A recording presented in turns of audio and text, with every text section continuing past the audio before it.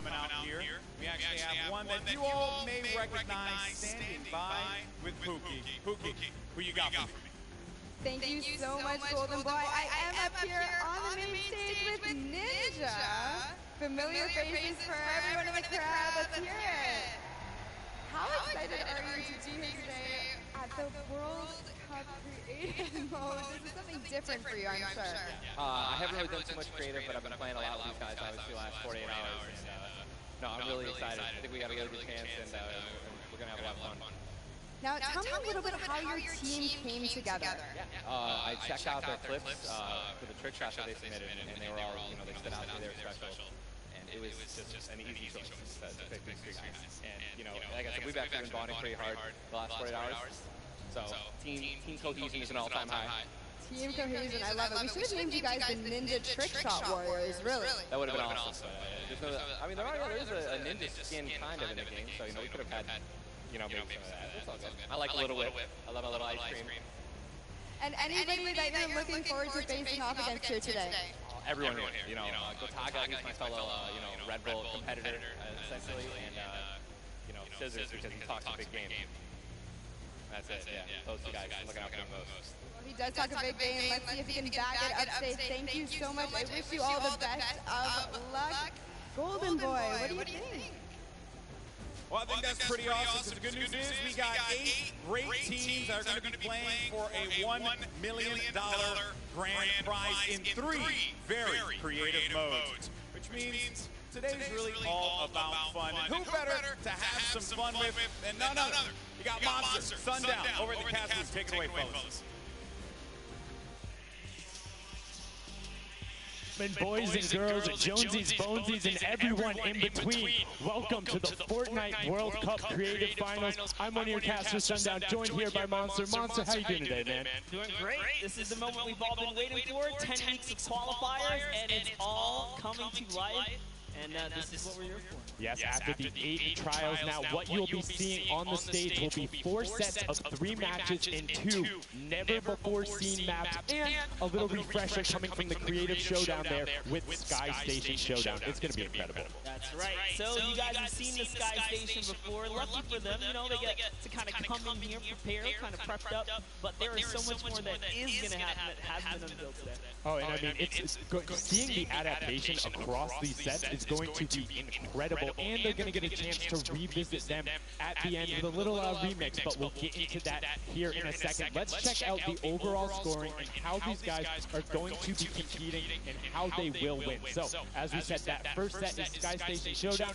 Junkyard Juke will be the second one. Set 3 will be a never-before-seen World 1, and then set 4 will be the Golden Games. Now, the Golden Games will comprise of a singular match from each one of the other 3 with, as I said, a nice little remix on it. And the Golden Games is worth a golden llama, while all of the other sets are worth a singular silver llama. How do those llamas add up, Monster? Yeah, you want to accumulate the most llamas throughout each set, treating each set its own individual thing with a couple games in between. So they're going to get a couple runs at it, and you just want to do the best in every set.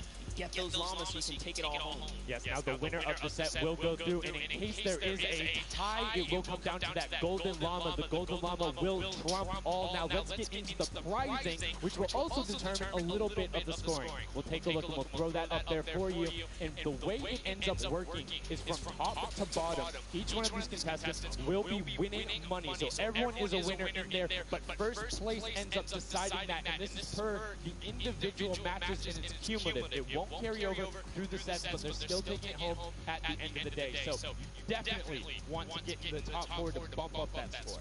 Yeah, that's right. And that is every game. Per match, we have a big winner. Of course, it's going to be divvied out between everyone competing, but come on, with the amount of games that's going on today, this is incredible. Yes, that is across 12 of matches total, so tons of chances to win prizes from all of these guys. Let's take a look at the roster and all the teams who will be competing and give you guys a quick little overview. You can see Chicken Champions led by El Rubius, Sunshine Soldiers got that one right, 2 Zeke with Danya and Action representing as the captains, Funky Fighters with Tomoya, Cuddle Group represented by Lachlan. But we gotta give some love to the Ravens Revenge. You can see them up there, Little Whip Warriors. We already kind of touched base with Ninja. Llama Record, which you talked about a lot, coming up into here. And of course, the the Fish Fam, who's going to be led by Scissors. And these are some of the creative kings. They've been able to go through, run, qualify. A lot of them have had the world run, or not world run experience, excuse me, but in those death runs where they're doing the qualifications, but there are also some combat aspects. So we've seen Sky Station Showdown before. You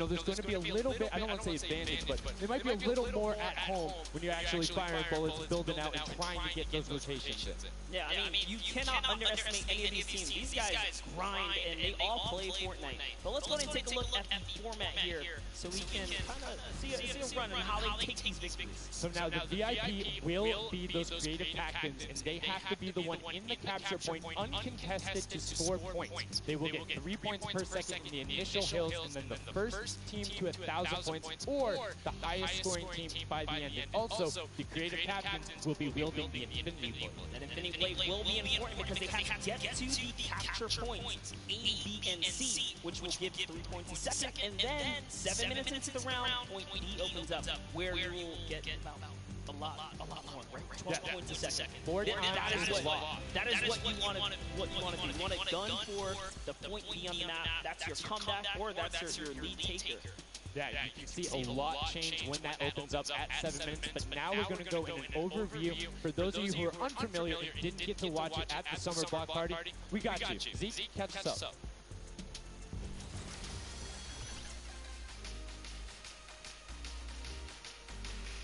This map is a collaboration between Team Evolve and Epic. Now let's break down how it all works. For this very special event, we are bringing you an exciting King of the Hill style game built and created by Team Evolve. 8 teams of 4 players will start at their home base on the edge of this massive flying city.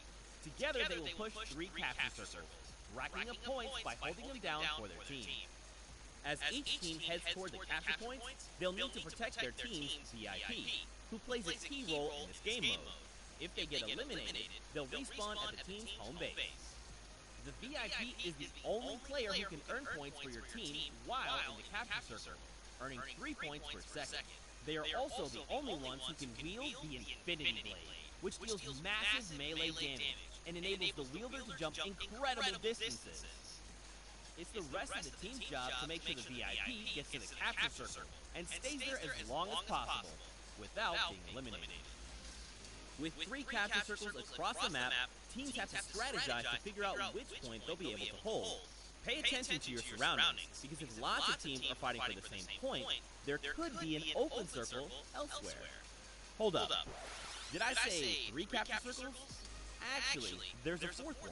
Partway through the map, the 4th capture circle in the center of the map will open up, and will award 4 times more points per second than the others. But with high reward comes high risk. After each match, teams will be ranked based on how long they held the capture circle, and earn overall points based on their rank in that game. Those points will be added to an overall leaderboard, and at the end of 6 matches, the team with the most points wins. Let the showdown begin. Love seeing that and getting a quick rundown on how the teams can go about playing. Now, Monster, I have to ask you, knowing the rules now, seeing the map, seeing the teams, who is your team to watch out for? No, early on, I thought the Little Warriors and the Fish Fam were going to do good, but hearing from the Ravens Revenge, Gotaga now, I'm just shifting towards Ravens Revenge here.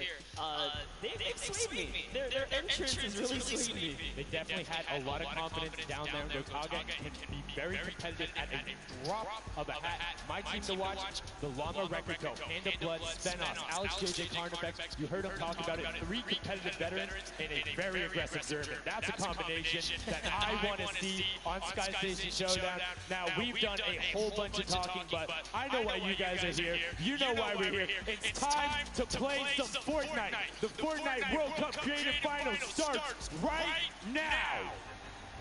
This is it. We are loading in. Everyone's hopping out, and they are actually familiar with this map. So we're going to see the strategies off the bat here. Let's see who can take away and break away with that early lead you saw there. Nice squad shot of all of our captains here. Here it is. Little Warriors in the lead off the bat. Already you can see trades coming out now. A fun fact, the Infinity Blade wielder gets a bonus 100 health and shield, so he's sitting at the 200 mark. On top of that, Syken is on. If you get an elimination, you get that 50 effective HP back over. That makes the Infinity Blade very hard to take down. They also get those big crescent move jumps to slam down. And as you can see going on the right-hand side of the screen, it is creating chaos all over the place, but now taking in with the Little Whip Warriors as they're able to clean it out. The Ninja's trying to rotate up top. Yeah, I'm sorry to break it to you, but the Llama Records completely pushed off of their point. And now we have Ninjas going in with the Infinity Blade. What a player to wield this one right here. Oh, he's getting pushed back. It was like he doesn't want to get eliminated. He wants to do as much damage as possible. But is that effective? I think you just kind of reset and you go, or you get up there and you start swinging. The 75 damage hit will be able to take it down, and the Llama Record Company establishes himself right back up. Now, what's going to be interesting to me is how the players utilize this building. You start with 50 wood, and then if you get eliminated, you get 25 wood directly into your inventory. So if you're able to kind of eliminate out and put pressure down, you can get ridiculous kills, as you're already seeing on top of the blue hill. Yeah, this is actually a neck-to-neck race right here in the early game so far. Fifth Chicken Champions and Raven's Revenge all trading spots at the moment. And Sunshine Soldiers comes right on in to wipe that up and get them out of there. And stop the Stewart. And look at the Cutter Crew across the way, just now getting their first points because they've been contested the entire time, whereas Llama Record Company has only had one team coming up towards them. Another thing to note, let's talk about the loadouts here, Monster. What are they rocking?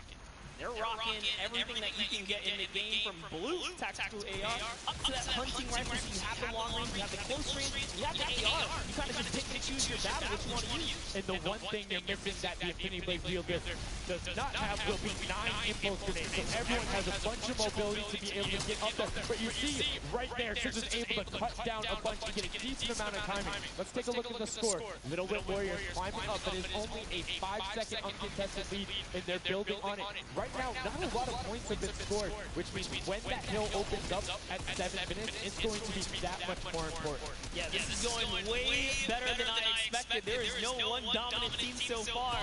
But the Little Whip Warriors are doing so great right now. There goes Ninja, and he does get traded out. Raven's Revenge kind of takes it back over. We'll go Taga's squad managed to hold it down for long enough to get their, points in. Don't forget, he has to clear out the point. If there's someone on it, you're not going to get anything. Right, and as soon as you're up there, teammates are not building for you, you're exposed for the entire map. Everyone else is able to see you. You can see Rubius going in, but the double pack plus the Infinity Blade wielder of Hand of Blood. This Llama Record Company team is looking to go platinum with a great defense to their point. Here it is, very nice. Finally starting to earn some points, trying to break that, triple digit Hand of Blood. Little fun fact right there. His dog Falco is Germany's second biggest dog influencer on Instagram. That's impressive, but I wonder who the first biggest is. Is there a statistic for that? Like, you go down the line? But one thing I do want to note for Hand of Blood, look at the eliminations coming out of the Infinity Blade. Already sitting on 7 and being aggressive. As the more he gets that siphon going, the better it's going to be. But the Chicken Champions come out on top there. No tender defenders are going left. Able to hold the top, and now crawling their way back up there. They're only about, 10 seconds or so behind the Funky Fighters? Wait a second. Where do the Funky Fighters come from? Suddenly they're at the top here, and the Little Whip Warriors have not managed to earn any points. Sunshine Soldiers looking to kind of ruin that festival up top, but it's Tomoya. We touched with him with Pookie early on. He said, you know what, he chose players, specifically because they're great at depth, but it looks like they battle it out too. They're doing a very good job of making sure they go at the same time. You can see Tomoya here being patient, doing everything he can to try and find an outlet, but he doesn't want to commit before his teammates are there. He's waiting for Kuzu. There they are. Kuzu coming up with him as well. The fight is on, but we switch back over to Scissors just dropping it down, but the fish bam is a sushi there as the retake happens. That is actually crazy. Watch him kind of wait there, prepare the ambush. His team comes up and they collapse on the point, and bye-bye fish bam. And notice they had enough mats to completely encircle the top. top, but the Infinity Blade will be able to come right out. So instead, Tomoya jumps straight up to just stall out a couple every second, because every second matters. As Tsuzu also on 8 elims right now, the sword players putting in work. We have a bit of a tie up top. Funky Fighters and Fish Fam. Llama Records so close as well. This is a close one for the run in the top 5 so far. And I like seeing the Funky Fighters using impulses out of spawn. You get 9 of them, so it's great to throw them off to knock other people off the point, but use 3 to get a little faster. These guys are all very experienced in terms of navigating basically every part of creative and battle royale, so they can use those little quick impulses to get themselves more efficient. As you see Zan go down, Susus go down, Scissors go down right there as Lockwood is just cutting them apart. But Tomoya, again, the Funky Fighters come out on top with the Infinity Blades at least, so no points going over right now to the Cuddle Crew. Oh no, the Cuddle Crew does not have the Infinity Blade wielder here, so Cytex has to kind of hold it down for now until the leader, the team's captain, can get up to the top. If Blackland gets there in time, he might be able to, but nope, they kind of lose their point of interest, unfortunately. And now Gotaga goes up and goes straight back down, not able to catch himself on the edge, so Raven's Revenge gonna have to wait a little bit before they get points, but have full control. Gotaga unfortunately brings some of his teammates built there with the Infinity Blade. Yeah, you see Chappie. Chappie's from, USA. His favorite aspect of creative mode is actually 1v1 build fight. So this is why they're doing pretty good right now. And they kind of close it up. Looks like the Cuddle Crew has come back, but the Fish Fam is here to ruin that entire party. Candy shut it down, and Scissors survives just for a bit more. And again, you see every single time the Funky Fighters go up, it is never a solo person. It is always 2, most of the time 3. They get control and then they immediately box up. But while we've been talking about them, let's check in back with the scoring as we're now right around the 3rd mark and a minute out from that 12 point per second circle. And Ninja's team, the Little Whip Warriors, are Little Whipping all over as Tomoya goes up, comes back down, and the Shing was not enough. Cuddle Crew takes him down. Love that shot. You don't see anyone else really utilizing the dive straight up into the air to kind of disengage off the pressure. Ninja's doing a great job chopping up here. He's already at 8 elims. Never mind, make that 9. That was good. Tato went down right there. And they finally get another run at, advancing the lead here. And they are playing out, too. You see every single one was almost to the double-digit marks, but Taco, hello, that was your head. Yeah, you gotta be careful because, hey, if all you're doing is sitting there rifling, that's fine. Somebody's gonna take a hunting rifle and make you pay. Lockwood goes up, MSYP is just behind him, and Lockwood is able to take that one over. Kaz is trying to do everything he can, and he does get Lockwood, so good delay coming out from there, but opening up about a 20-second lead. But here we go. 3, 2, 1, middle point is open. That's 12 points per second, and right off of the bat, we see Cuddle Crew heading towards the impulses going out, and a swing and a miss there with the Superman jump from Ninja, not quite going to get it, as Rubius and him are in the circle right away.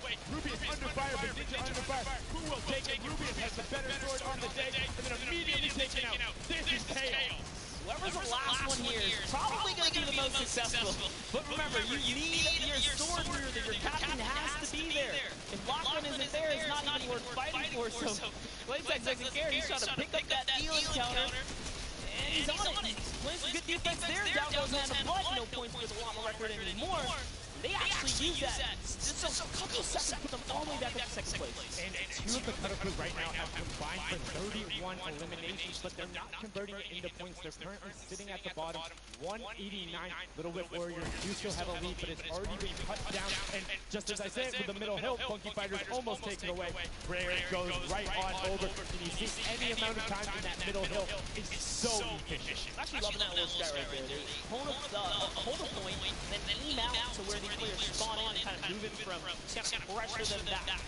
Yeah, so that's when you need somebody with a hunting rifle to start taking shots and saying, hey, pick on somebody else. If you look this way, you're going to have to respawn. Because if you can get tagged, great. But if you don't convert them into anything, it's not worth it. As I just kind of stuttered, because Carnifex is sitting on 23 eliminations, Hand of Blood on 14 right there. That's why the Llama Record Company is ahead right now. Yes, and they were using that 4x bonus on capture point E, which is right in the middle. It only appears after after the 7-minute mark. So now that we only have 5 left in the game, it's up to whoever can hit that 1,000 first or the timer runs out. But at this pace, I think the Fish Fam, the Funky Fighters, or the Llama Wreckers are probably going to take it here. Yeah, the Sunshine Soldiers are also racking up points quickly. What's interesting to see is the Fish Fam are pretty much now uncontested as everyone has tunneled in on that center hill. But once you get later into the game, when you need to kind of go up a little bit more, consistent points end up winning out because everyone will turn their attention to the 12 points per second. You'll have impulses going down there, random punching rifle shots,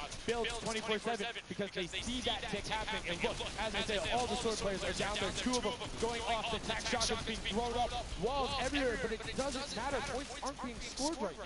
Yeah, they're trying so hard to get all the bonus points that the Fish Fam is just like stealing away the lead right now. But also, remember, if their teammates pick up Elands, you get max straight to your point, into your inventory. So they're able to fortify it there. That's why they're just slowly growing.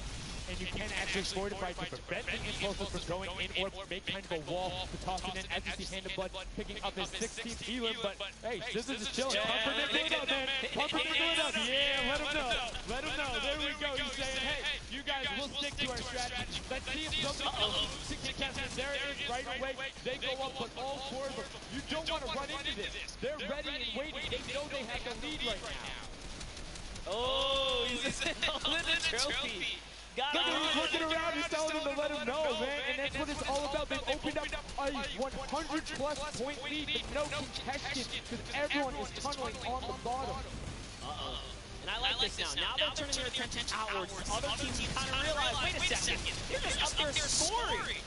Like, what can you do in this instance? They see the other scores. That leaderboard is running for them. What they have to do, if you're the Llama Record Company, you hold the middle and lock it down for that side, and then the second you get the lead, start running at the Fish Fam. Don't let them come anywhere near any point. Nobody else is going to catch you unless they get the middle. Everyone's attention is there right now, and the Llama Record Company now has the 100-point lead back in the span of just 10 seconds. They let their guard down one time, and suddenly Llama Record takes the lead as the Fish Fam wasn't just farming all those points. Nope, Fish Fam no longer have a free point. It is up to everyone to stop the Llama Record Company here. Because Hand of Blood has 17 Elands and he's going for the middle now. He's got his team ready. Let's see what he's going to do. Hits the vent, goes right in, nice and sneaky. Oh, he's still waiting. Look at the big green wings. Comes up with collateral right there. And it's all his. The center point is his to earn points now, Sundown. It's so close. It's just a few more ticks.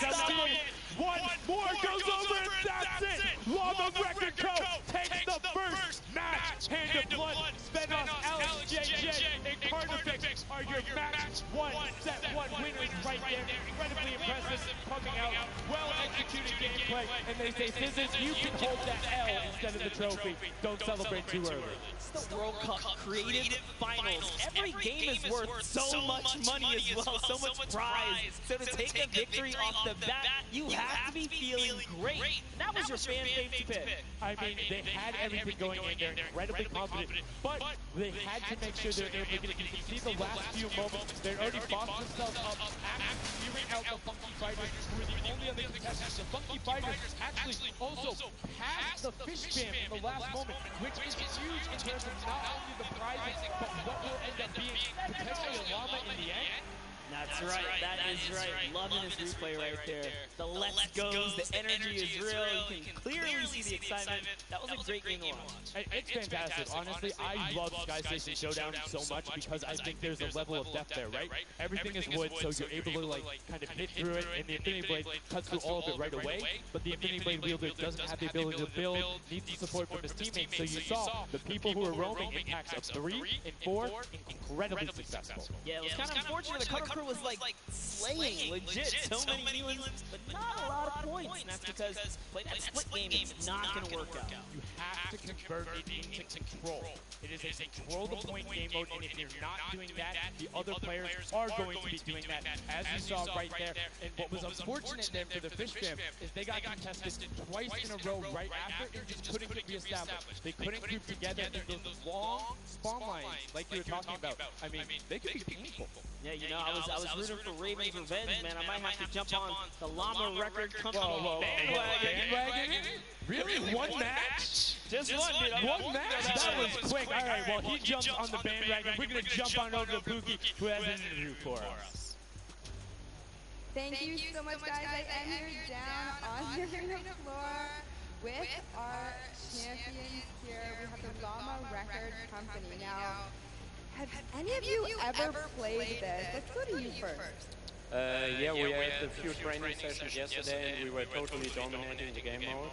So, I mean, we are by far the best team here, and right now we feel very confident. Yeah. Well, you certainly played, like, you came a little bit from behind there, so your strategy was kind of like to get those points that are slower occurring at the very beginning, and then kind of go into the middle and kind of start dominating near the end. Who made that call? I mean, that was pretty much me, yeah. Like, we know that at 7 minutes, like, the middle just opens up, and you get like 12 points a second instead of 3. So, yeah, we decided to work on that. We weren't that good at first, but we got our strat going. So, yeah, that was pretty good. Speaking of strategy, are you going to carry that into the later games? Are you going to change it up? We're just going to do the same thing. Hopefully no one follows us. I mean, now all of your competitors have heard you say that, so we might have to discuss strategy a little bit when the microphone gets turned off. Now, finally, for you over here, how does it feel being here, playing in front of this massive audience? It feels amazing, like just a dream coming true. Thank you. And for you over here, you traveled all of this way to just be here, be at the World Cup. Is it surreal? How do you feel about it? It's an experience. It's really nice. Yeah, and we love Spando. Yeah. All right, well, we'll talk about that. You guys got to educate me on that. Not sure what that is. Thank you guys so much. Congratulations on taking the first game. Casters, back up to you.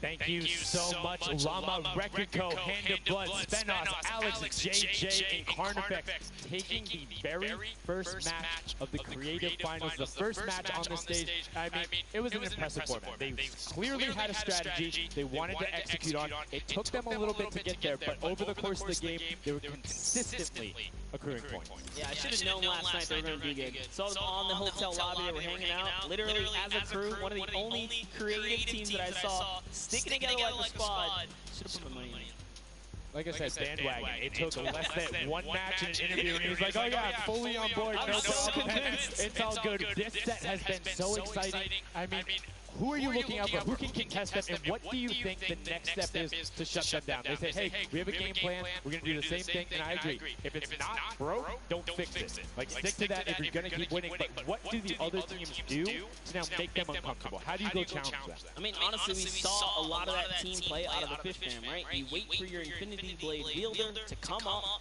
and then get the team to back them up. You have to work together. And remember, when you catch an elimination, you get match for it, so it can help you build. Yes, match and the health back, but the first match is done. The second match is kicking off right now, and we will have a pretty good idea of where we're going. I'm excited to see if they can repeat, and now the second match is underway, and right away you can see some players sprinting out, some opting to take some hunting rifle shots as Lawson grabs that Infinity Blade and goes straight up. And you can see, you can actually make it to the top if you hit the vent, jump, and then jump again. 2 jumps right away. Fish Fam and chicken contenders, but God, awful. Chicken champions, apologies. I know, my fault. Alright, here we are. So, this time around, the Sunshine Soldiers actually managed to get some points off the bat. Very good for them, but Little Whip Warriors, same thing we saw before, kind of take, a little bit of the first big step here. I mean, Ninja, it knows those jumps, he's able to get around incredibly efficient, up to the top right away, but the early tack fights coming out to way, able to ruin that one there, but then Tyler trades it right back out. And what really is important here is about establishing control as a team. You want to stay together and just get your momentum rolling as Ninja goes up, falls quickly by the Little Whip Warriors. Ninja goes first, gets 1 elim, gets 2 elim as they swarm from both sides. So Ninja was up 2 from the back, 1 from the front. That was a very well coordinated. Love how they did that, and now they're all holding it together. Kaz holding on the backside, keeping these players off the ramp, but it's Gotaga squad who's coming up the top here. It's Chappie, and Gotaga dives right on into it, and doesn't matter, he just gets taken right down. This is what you need to do here. Six eliminations already coming out from them. Taldock with 1, Kaz on 4, and then 2 for Ninja with the Infinity Blade, as Taldock is immediately spraying down shots, making it just a little bit more difficult. But boom, there come the hunting rifle shots. Taldock is taking shots as well. Out of builds, he needs to back up and use his team there, and Gotaga goes straight up. Oh, they need some builds for their backside because they are getting sniped straight out of that spawn point there. It's Raven's Revenge, who they're just kind of gatekeeping at the moment, right? Look at Chappie's like, dude, I can't even go up right now because the team is up there. It was a good challenge. They did some damage, but Ninja was all over it. Now already up to 4 Elands, opening up a 60-point lead, but have to keep an eye on the other parts of the map as the Chicken Champions are doing their best to hold the top but get pushed out. Kaz finally gets taken down by 5 Elands on his first life there as Ninja challenges Magma. Will he be able to clean that one up? And he does, but Chappie's on the other side. Slam goes down right away, but now we're over on board with your match 1 winners for Wamba Record Co. And they're already slaying out as well. 12 Elands for them, but 0 on Hand of Blood, which is actually efficient, assuming he doesn't need the health. Will have the sword regen going through, but he can't use the build. Right? So other people need them. He can't build, he also can't get hit right now, so he needs to be careful because he is 1 shot away from getting taken out here. But someone dies right on up, he has to put that pressure down, and it's the Chicken Champions who make a quick end of him. And it's their turn to start accruing points, but no. Chicken Champion leader goes down there. Good attempt to defend from Carnifex, was able to clear that one, but now we have 2 swords up top. Gotaga and Lachlan just trying to beat each other up, and Gotaga comes out the winner of that one. Other Cuddle Crew team does pick it up there. Just remember, it's 3 points when you're standing in the circle. Uncontested, it has to be the VIP in there. When we hit 7 minutes, there is the 4th circle that is 12 points per second. This is definitely very intense for Tomaya here, who again has no health. The Funky Fighters are trying to get that dominant lead they had in that game 1. Can they get it? Ooh, noses on camera there, gives a little bit of a taunt. And uh-oh, is he going to challenge? No, stays back, says, you know what, points are more important right now. He's just focusing in on the points here. And you can see the Funky Fighters trying to prevent that ramp coming up. It's very efficient to just immediately, as soon as you come out, have 2 team members ramp up into the left or up into the right so you can get up to the first level. However, the Infinity Blade will break that in 1 shot, and you have a ton of rifle ammunition. All of these guys being maxed out on ammo. Let's see here. These are all the spawn points. You can actually see the banners hanging, so you know if you really want to focus in and kind of shut down a team, you totally can. And Llama Lords are not doing great this game. No, and this was the double jump I talked about. Ninja goes straight up. That's the first heal. He's going to be able to point his camera, go up, and challenge as soon as the team decides, but instead, going to save that jump to be more impactful. Raven's Revenge trying to get pushed out right here. Gotaga and crew doing everything they can, but Taldock is going up the back. Chappie gets taken down from Ninja 8 Elan, and he jukes him out, going straight back up top. Gotaga, does he have the help to take it? First ring comes through, and Ninja goes down. Yeah, he just needed another Elan to put him back in the game. You gotta get that siphon bonus. You don't get the heals. It's really rough, even with the Infinity Blade to heal up, because you know the heal time is kind of slow. It's very slow. You can see the tick going up there. It's not something that you're going to be able to rely on, particularly when other players are getting the siphon off. If they're the ones trading out the shots, they can quickly change HP, and those are long animations. But look at the challenge. There's 3 different teams going up, and now it's just a fish jam, and the Cutter Crew Lachlan doing everything he can. Sand goes down, but tries to create a little bit of space, eats the headshot from Suzuhu, and disengages. Cuddle Crew finally getting a couple points here. It's been pretty rough for them so far on this map here. You can see this struggle just a bit. The story has definitely been Ninja's supreme dominance so far. He's been pretty good right here. And even with no health, says, you know what, I'm not going to give away 3 points. Might as well go for it. He was so close. Yeah, you can see him calling out the whites there on the sword, knowing they only need a couple more shots to get it. As we switch back on over to the Cuddle Crew, who've established themselves there, but are still struggling to kind of get the points. The first time, we're really seeing them all together, but Clydex immediately gets ripped from the spawn. Yeah, Lachlan's team needs to represent. There they are. They're finally starting to score it up. He's got a couple of eliminations. You can see Sandy here. 16 Elan, so definitely has some players there. Yo, they need to figure out their game plan because they're getting Elans and putting things together. They have solid numbers. They're just not getting the right kill time.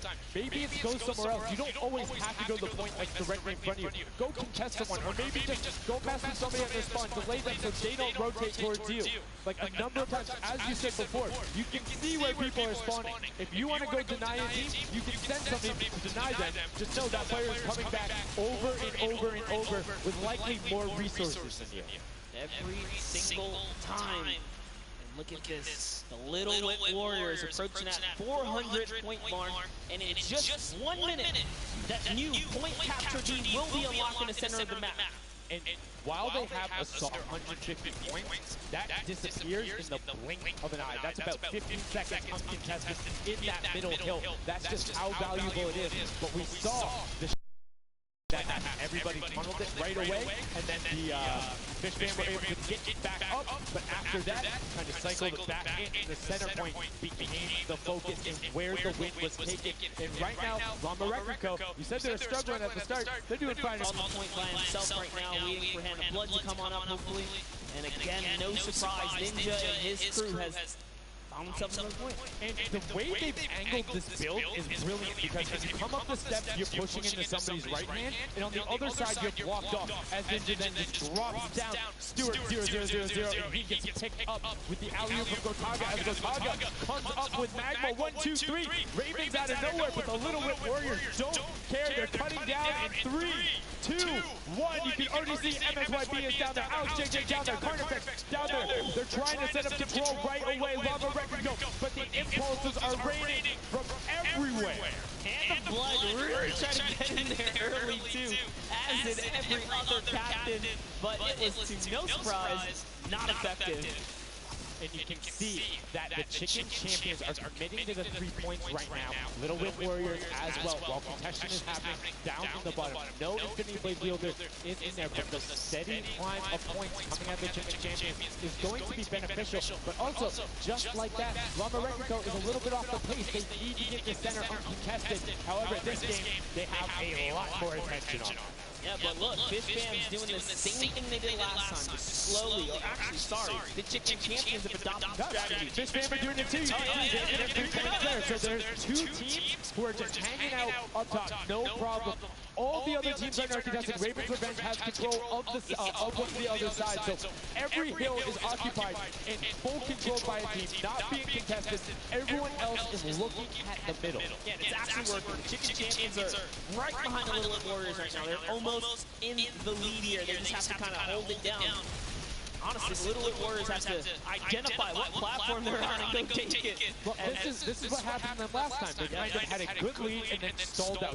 You need a game plan with the middle platform goes, and you either need to stick to it or, depending on the score, be adaptive. Because right now, Chicken Champions, they're being fine. As long as somebody isn't controlling the middle, they're going to be able to have that lead, and you can send one person to just throw impulses down there over and over. Be annoying.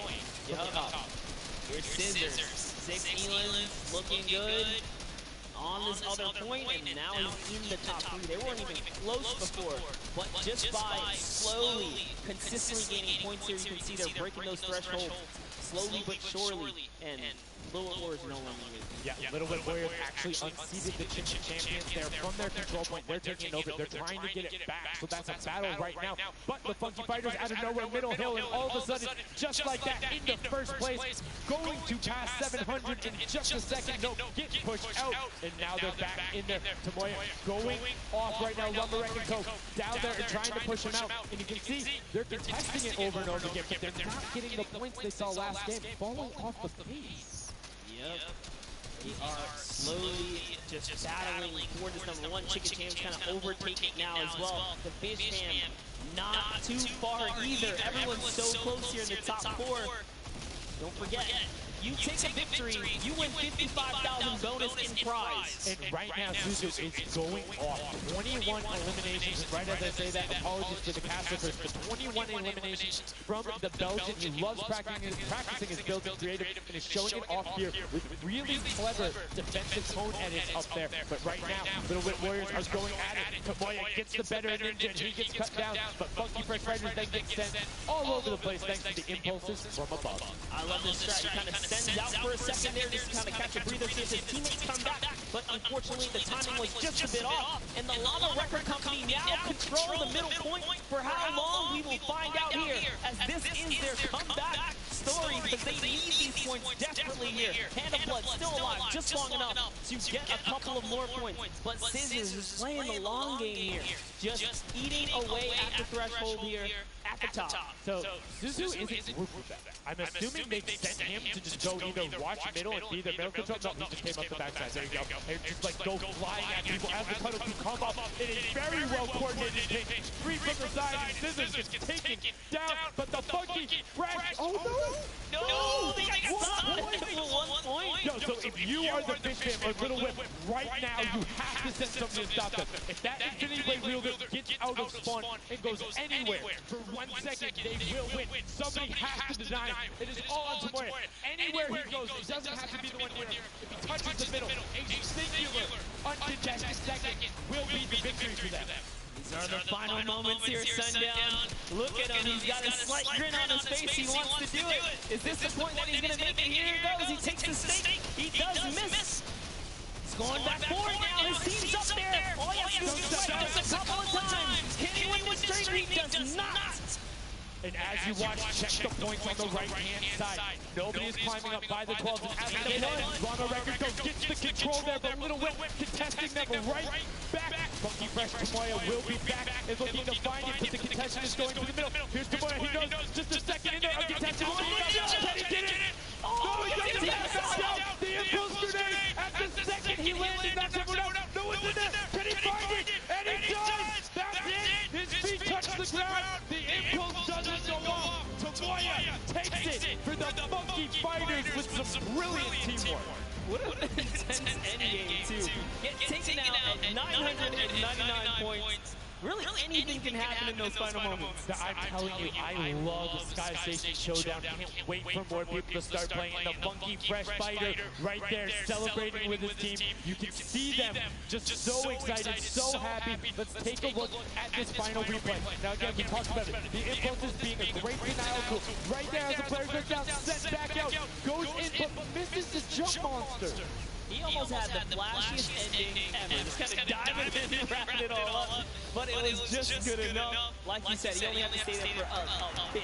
And even with the impulse bumping him out, that's it. And I mean, you saw the impulse explosion the second after going off. The team doing everything they can, but it was not enough to shut down the Funky Fighters. Tomoya, Kutu, Uzi, Gracias, incredibly well done to take the second match of the first set at the Creative Finals. Yeah, you know what? I am a Funky Fighter rooter and supporter now. I'm rooting for them. Really? I can't really. Okay, just gonna bandwagon right after. Yay, the next team who won. I'm their fan, but no, great performance coming out from them.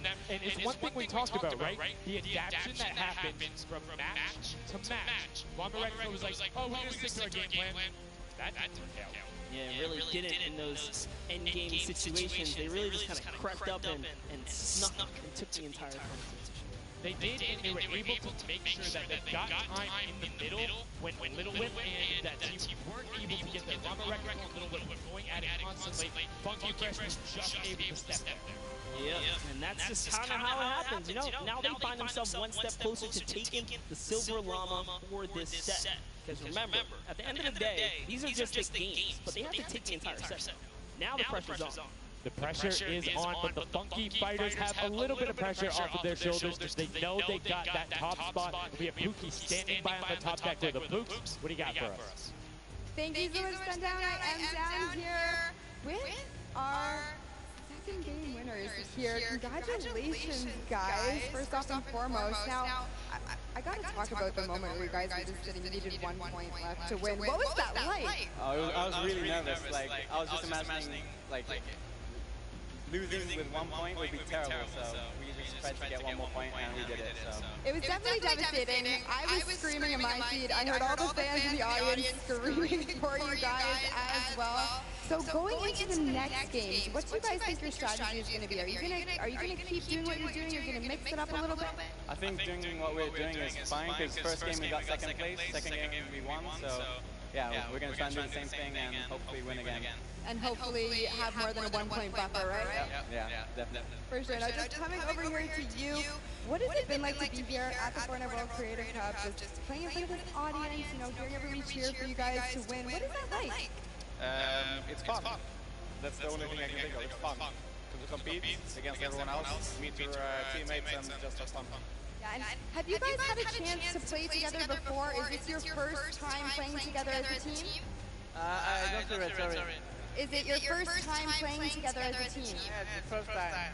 Well, you guys definitely make it look super easy. Thank you all so much for being here and talking to me. I'm gonna let you get back, get your synergy back together. Sundown and Monster, back to you up at the desk. Thank you so much, Pookie, and the funky, fresh fighters. I mean, their game plan has been solid. Second place, first place. Now, I understand why you might want to bandwagon a little bit, but I'm still going to hang out with my Llama Record Co.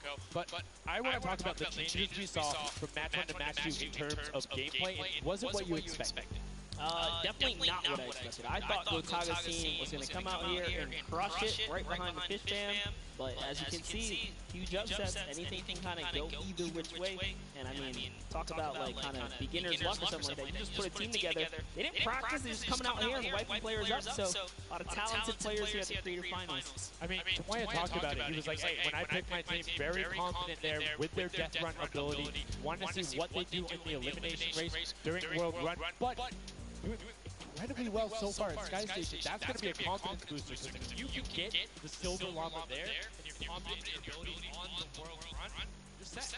Yeah, you're just one step closer. So with the first place and the second place, they're clearly having a good set so far here at the Sky Station Show. Yeah, it's been very well done from them, but it's still anybody's game. Don't forget, the winner of the Silver Llama is the one who has accumulated the most prize money across, which equates roughly to placements, but you don't get punished if you're placing in that bottom half. 4th through 8th, all receiving the same amount of prize money in each one of the matches. Yes, everyone is a winner, so you really have to fight till the end, regardless if you're in the lead or not. This is why these guys are going for it, because this is life-changing prize money on the line. And I mean, we've seen the difference in 10 seconds in that center circle. 120 right there, it makes a huge difference, but enough of us breaking it down. We're going to throw it outside to Bala, because he's going to show us what's up with the tactics. Bala, what do you got for us?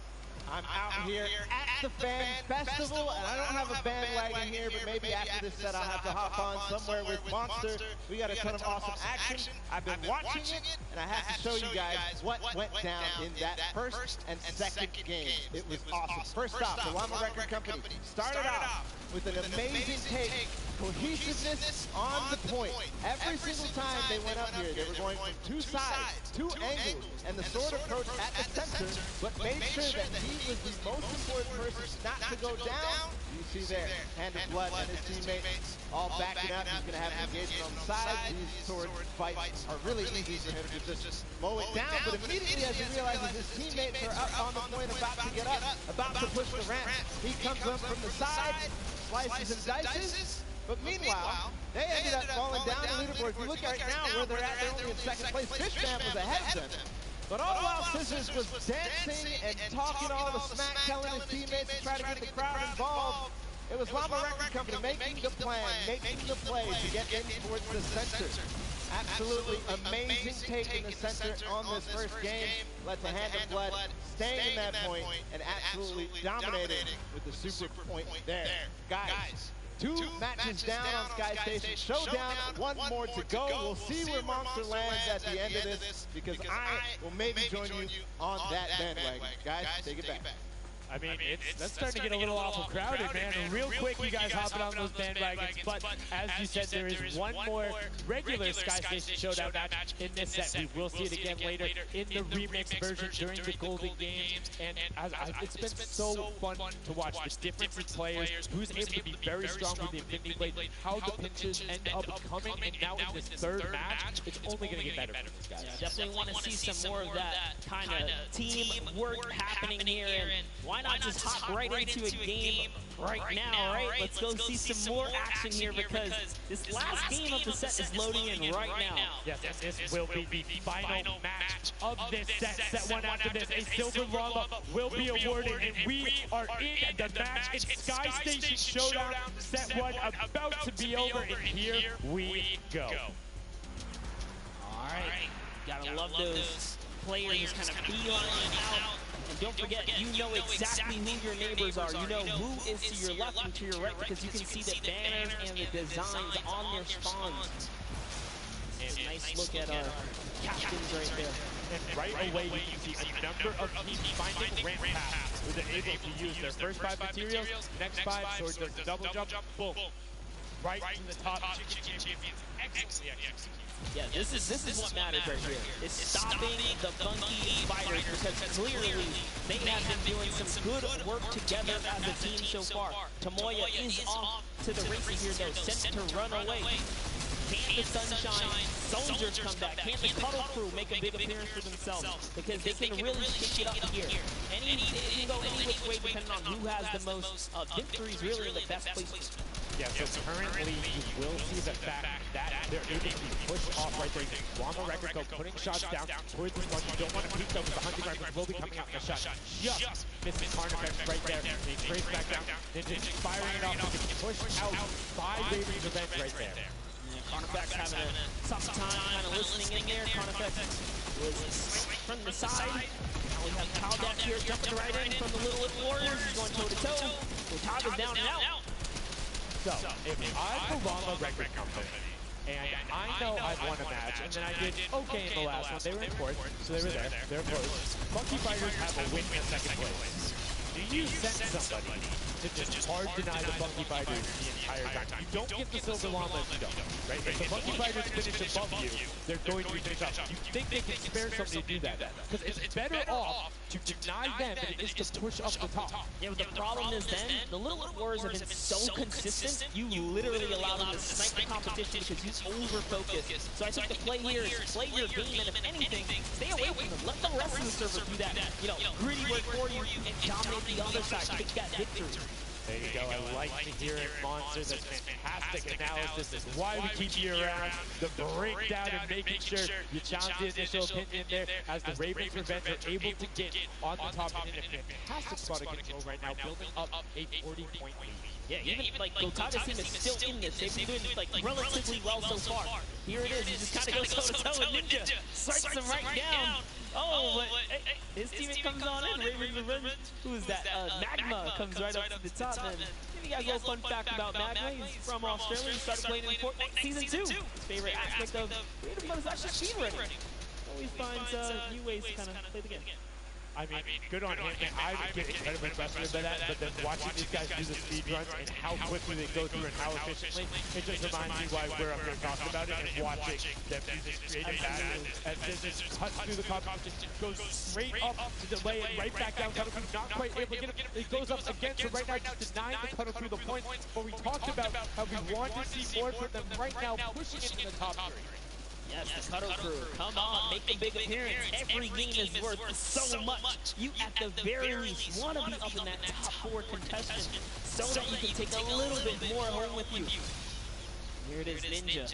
Disengages, actually just takes down Magma. And hey, I like the strat here. He says, you know what, I got low health, let's just get back on this respawn wagon. Doesn't even give anyone the satisfaction of stealing the siphon. I was about to say, no siphon, no materials, quick reset, knows he can get out there, was basically in his spawn anyway. That is the type of competitive edge Ninja always looks to give himself. I love that. That was like 200 IQ low-key right there. It was very well played. But back to Gotaga and Hand of Blood here in the same shot. Hand of Blood just, he can't do much. He knows there's a team up there, waits for his entire squad to go up the ramp and then hops right to the top. But now back to Gotaga, who's on this point by himself. He wants to kind of bait him into the close. Can he get the hit? And he does. Cada goes right down, straight to the top. That was sick, using the jump right as the animation had started to make sure he clipped him from the bottom, dodges the Funky Fresh Fighter out. Gotaga now getting pinched from the side. 3 of the Funky Fresh Fighters up there doing everything they can, and the shots will come out. Trying to find it, and Dracius is coming back up to try and get some defense there for Gotaga, instead just going to disengage. And it's actually prime movement right there as well. You just see him baiting and switching, going back and forth, trying to get in there, see if he can kind of sneak in and get some extra damage. And here it is, someone's in front of him. He only needs 2 swipes. He goes down, he gets the siphon. Oh, cannot convert another, which would have kept him in the game. His teammates are here, though. We're seeing a lot more points being assorted. It's a little more top-heavy this game, going towards the 10-minute mark right now, with Raven's Revenge and Llama Record Co. 100 points clear of the rest of the field. Unfortunately, though, the Funky Fighters have fell to the bottom of the totem pole. If they can't come up to the top, they actually are pushing themselves way out of the average, running for the win of this set. So they really need a massive comeback here. But Savenos is showing why he's here with 13 eliminations already, and bye-bye. Falls down. Lucky for him. No fall damage. Yeah, it does reset, and that might be one of those moments where you opt for deny, and in fact, he does saying, hey, I'm at 5 HP anyway. I'll see you in a bit. I gotta respawn. Smart play for him. Sunshine Soldiers having a spot to themselves as well right now. Not quite sure who they pushed out here, but the impulse are flying overhead. And Gotaga, they're doing so good at holding the point here, and this is why they're in the #1 lead, but they don't have too much cushion to play with. No, particularly when 12 points per second on that central point. B is open. Gotaga checking his surroundings. No shots coming through. And RTA actually using the door edit and just a little counter edit to make sure that nobody is able to come up and contest him, and just starts raining shots down towards the Little Whip Warriors. Raven's Revenge making their lives difficult this game, but up comes Ninja. RTA goes down. Chappie goes down. Ninja gets a slam. Gotaga, will he be able to find the last hit? Ninja intelligently backs away and strafes it out. Teammate picks that one up, and they get control. Yeah, I love how he played that, stepping and sidestepping so that he can just stay alive, because it doesn't matter if your team successfully wipes a point. If you don't have your captain there to seal the deal for the points afterwards, then you cannot earn anything from it. Here comes Gotaga. He's thrown himself into the fire, straight into the point there, and he gets taken out. Here it is. Tomaya's team has fallen to last place. Can they make a miraculous comeback here before the 7-minute mark? Maybe kind of get themselves in the running. They're trying their hardest. And I mean, generally we talk about caster curses. It might be like player jinxes going on right now. Everyone's saying, yeah, we're doing well. We're going to stick to our game plan. That just shows you no one is safe here. These guys are evolving, and they're playing a better game after game. Here goes Scissors. He needs one more swipe there, but Clytax wins the small engagement. And Clytax has been fragging out. He's been playing so incredibly well, being aggressive, getting in players' faces, and doing it all with that rare tag. But he's been consistently highest up there in terms of the elim. You see Porto trying to get some pressure down, but good defensive building there from Kororo. Ryan Frantic comes out the side and cleans it up, but there is Hand of Blood coming directly down. Danya is also up there. We got a 3-way battle, but it's 4 chickens saying, this is our roost, get out. That's right, coming right up to own it all for themselves. Rubius doing so good right now. He's from Spain. He actually has a record on, was it YouTube for live streaming? 1.1 million viewers, imagine. Yes, one of the biggest content creators in Spain. Will they be able to push down towards the middle? As you can see, Little Whip and Llama Record Company already down there. We've seen this story before as the Funky Fresh Fighters go in, but you can barely even hear the shots over the impulse grenades going off as everyone's like, no, we've seen how this goes. The Funky Fighters need this. The Llama Record Company need this. So many of these guys, it's riding on this game right here. They have to get as many points as possible. But even with the 12-point one, we haven't seen a lead like this from Gotaga and crew. They are nearly 300 points clear of the next team. Nobody else is contesting there. The Cuddle crew has now been able to catch up a little bit, but they both just established control in their top zones, and Cuddle crew won't pass Raven's Revenge by just sticking with 3 points. They're in a fantastic spot to win this match. Yeah, they've actually been very consistent as well, right? They've been doing okay in that top 4, just doing a pretty good job at staying relevant after all of these rounds. So if Gotaga's team takes this, we actually don't know who can take the set right now. It's actually that close right here. Little Whip Warriors have kind of fallen down a bit here, but Funky Fighters clearly in last place is not good. And now, right now, you can see Tomoya coming in, doing everything he can to knock it down. Carnifex challenging as best he can, and Lachlan is just hanging out inside the cone. Lachlan's doing a great job here. He's just kind of hiding, loving the low profile kind of position and take here on the point. He was hidden, but hey, he has to come out now and defend themselves. It's 3 chickens who surround him and take down that Cuddle Bear. Oh, man. They're supposed to be the tender defenders, but that was a whole bunch of aggression coming out from them there as they now immediately look and start to take shots. And the Ravens Revenge have now finally been unseated from their 3-point game. So a little bit of room to start for the catch-up, but it is utter chaos in point D as Tomoya gets taken down, and the Funky Fighters are still in 8th place.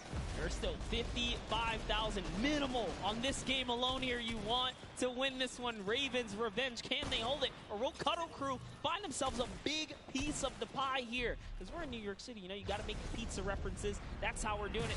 Here comes Gotaga kind of hopping on overhead. And all right, he wants more points. He's hungry for it. It's unfortunate they're just clipping off the side as Magma goes down, sitting on 23 eliminations right now. And Kodaga doing his best to find where they want to go up, waiting for his team, but knowing that time is running short since that middle hill is still open and being constantly contested. But the Cuddle Crew are catching up with their steady 3-point game. But now Kotaga goes up right around the back, able to pick up the Elim, and control is rested.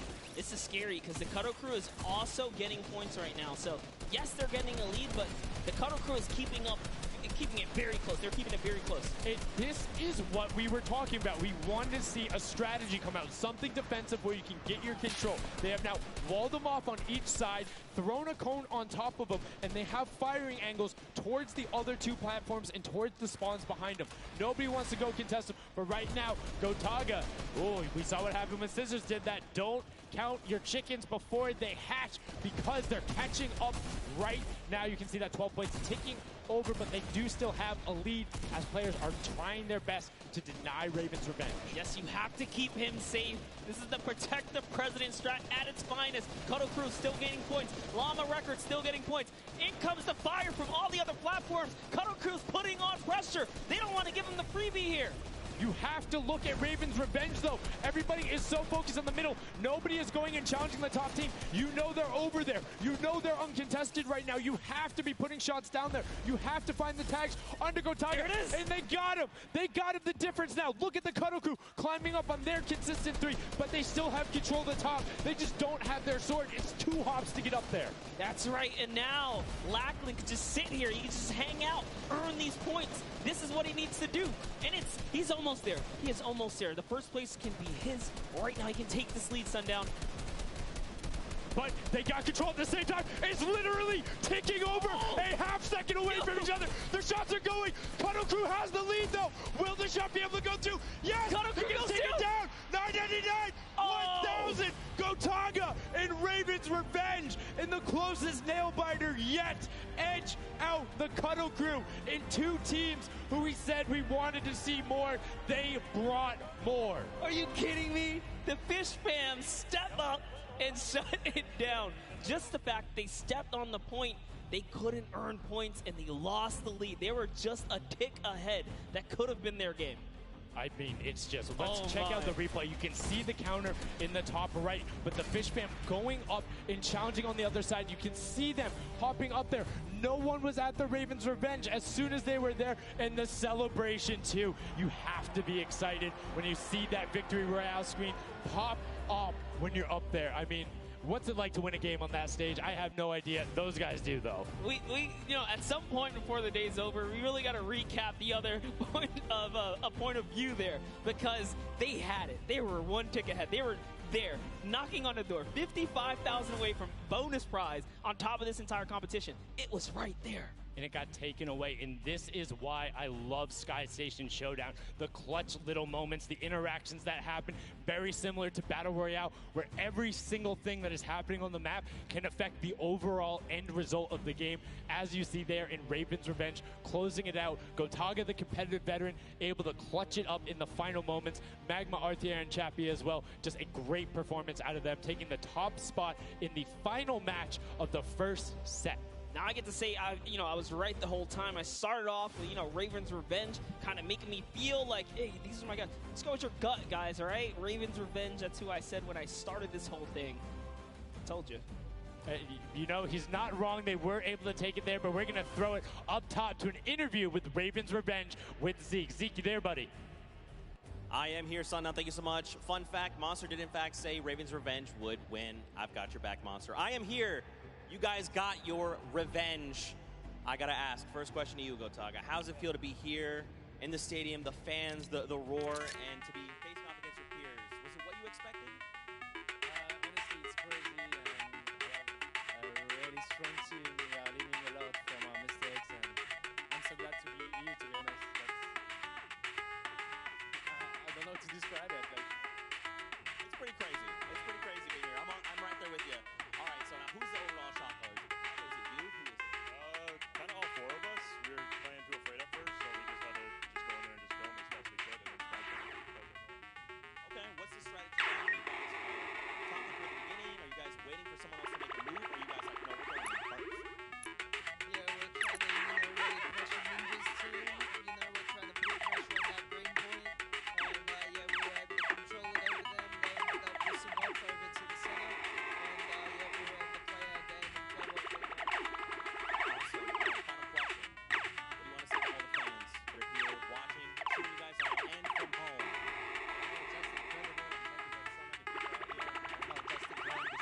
It's amazing, honestly. Well, congratulations, guys. Now, I believe for now, we're going to send it over to Golden Boy, who is standing by.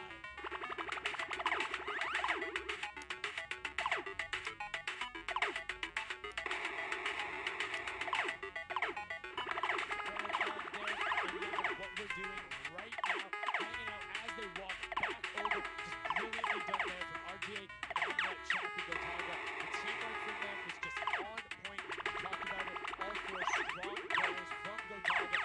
Happy with the final result. And that puts them immediately into contention because it's cumulative prize point to find out who will take that first Silver Llama and kind of get a leg up for the rest of the creative final. I actually want to touch on something that, was kind of interesting. He called Ninja's capture point the green point. These guys are like that focused here. He's like, okay, we know who's kind of farming.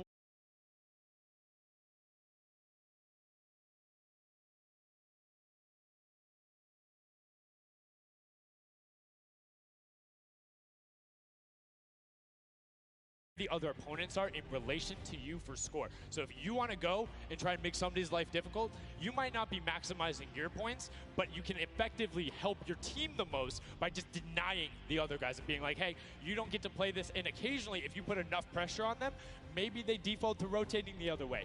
Maybe they go somewhere longer. Maybe they have to wait and only push this forward. All of those are advantages you can get by just putting pressure on another team. And there's so many different layers, and I think when we see the remix for this, it's going to get even more exciting. Yeah, don't forget, guys, here and at home, there's a remix version. We have some nice twisted surprise that we will see unfold as the day goes on. That was just our first iteration of this round, and honestly, it was a great set. But that just leaves us with the question, too. The Funky Fighters, they had an amazing opening, right? Second place is great. You get big prize bonus for that. You win game 2. And then you kind of flop game 3. Depending on where they went, their average might have really been anchored down. Yeah, that ends up being really, really, really harmful. But luckily there, if you're in the 4th to 8th range, there's no additional, I don't want to say penalty, because they're all getting $10,000 for the match in of itself. So there's just no additional gain after that fact. You're still able to stay par. So 4th would have been just as bad, but 8th, you're kind of looking like, oh, that'll really bring down the average. It's not the worst case scenario going on there. So they should still be at least in the running, but you can't be comfortable. No. Like, not at all. It's so incredible, and now we are going to go over the stage. We have the results, and your set 1 winner is the Funky Fighters. The last match was not enough. The singular win in the double goes over to them. They will have that first Silver Llama, and there he is throwing it up, and I mean, you got to be happy for him. They did it. I thought maybe it wasn't enough, but it was. Love this celebration right here. You kind of are like, it's a little, I don't want to say like bittersweet there, but it's like, oh, you kind of like get pushed out in the last game, and then boom, you get it. But now the Silver Llama, but they're happy. They realize, and the big thing, that gives them a leg up for the rest of the competition. If they can win the next match, another team has to win both of them. But such a great job from the Funky Fighters, sticking to their guns, staying with the strategy, getting 2 top 2 plays finishes, one of them being a win. I actually love this right here. They're all getting together, showing team harmony. They're clearly happy. They take the first set. That's amazing. They're off to the right start, really. They can get another 1 or 2 of those, and this entire creative finals is theirs. Well, and again, we talked with Tomoya beforehand, and he was like, yeah, we're really confident when we can get in the races. We want to be on that world run. We know we can do there. We have some really good runners. And then they turn around and do that? Sky Station Showdown? Yeah, I was just going to touch it. I was like, you know what? Yeah, this wasn't even their strong suit, right? He did a death run at some point as when he recruited his people for this creative challenge. So for him to take what might be one of our, toe-to-toe PvP sessions, that's actually crazy. And here's the team standings, Sundown. Yeah, look at the final team standings. So Llama Record Code do just get edged out by $1,500 there. The Funky Fighters, you can see on the right-hand side, have been awarded that Silver Llama. Rounding it out, you have Raven's Revenge in the top 3, Cuddle Crew and Little Whip Warriors both at 55, sitting in 4th and 5th. Fish Fam, Sunshine Soldiers, I almost got that one, 6th and 7th, and then 8th there are the Chicken Champions. But this is set 1 of 4. There's still tons of creative games to be going on. I mean, it's been so good, and like we talked about earlier, we have a never-before-seen map and game mode for you guys. Now, I know we released Prop Hunt. It's something that's kind of similar to that. How many of you guys have played Red Light, Green Light at some point in time, right? You've been there, you've done it. I know, whether it might have been a little while ago. Junkyard Juke is a red light, green light prop hunt version where you will have 2 teams sitting up as guards, 6 teams running. It will rotate through every single one of the rounds, and here you can see how to win. You have to dodge those guards, sprint into the center, and incinerate yourself in order to get those points. There are 4 rounds per match, Monster, and how do they score?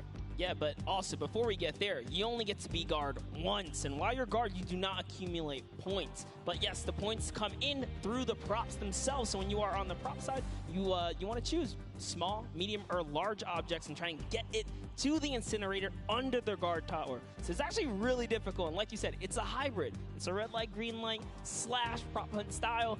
This is a pretty tough game mode. We played a fair amount of it. I got my hands on it. This is actually a lot harder than it kind of sounds. So it's something that is just completely different. I don't know how many of you guys have played Prop Hunt. Definitely check it out. It's on the Creative Islands. It's a lot of fun, but this brings an additional aspect to it. The guards are able to have the denial. You're able to plan routes out, and you can have strategies, right? So, hey, maybe I want to run all big props the whole time. Don't give it away. Don't give it away. There's tons of different things. Let's check out the format and see what these guys, how they're going to go through, what the map looks like, and really get an idea of how the game is played.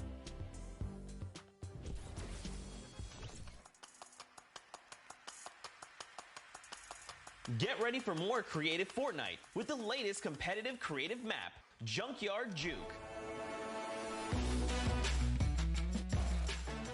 This new game built off the fun of Prop Hunt with a twist. 8 teams will rotate through different roles on the map. 6 teams will transform into props and attempt to make it into the center of the map, while 2 teams of guards try to keep them away. Teams will rotate their roles over the course of 4 rounds, each team getting 1 turn as the guards. Their objective? To defend the incinerator from the other teams, armed only with revolvers and their keen attention to detail. During each round, teams of props will earn points by reaching the incinerator in the central pit. The bigger the prop, the more points. But be careful. Being bigger means you're easier to spot. To keep themselves from getting eliminated, prop teams need to time their movements very carefully. Every few seconds, the guard teams will be blinded for a short time, and the center point turns green, giving the props a chance to run for the hills, or rather, the pit. Once a prop reaches the goal, they respawn at their home base to start over, running as many props as they can before the match ends. If a player is eliminated, they also respawn at their home base and need to start the trek all over again. After 4 rounds, each team's points from their prop rounds will be combined, and the team with the most points wins the game. So keep an eye out for those moving bushes, crates, and gnomes, and enjoy the Junkyard Juke. Thank you so much, Zeke, for that update. That's Junkyard Juke, something that has never before been seen. It looks kind of a little simple, but it's wacky, it's fun. There's a lot of small little minutia that go into it, things you can min-max on, and also there's just a level of ridiculousness that I enjoy so much. Just seeing somebody turn themselves into a literal dumpster and then try and weave their way past, it's a lot of fun. Let the memes come to life here as your favorite. Whoa, you talking about my gameplay again? God, that's so rude. Turn them into dumpsters, literally.